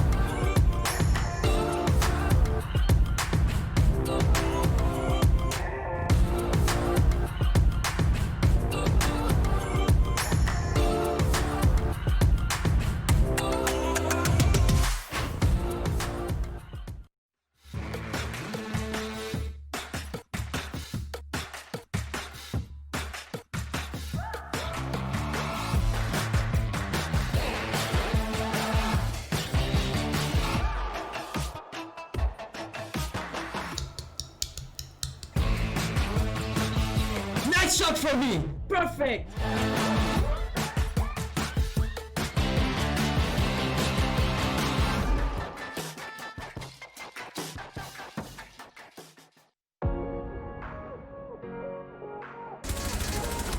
Oh my god. Oh, you did not do that to Sam. Jared? Wait, oh my god, he's so good.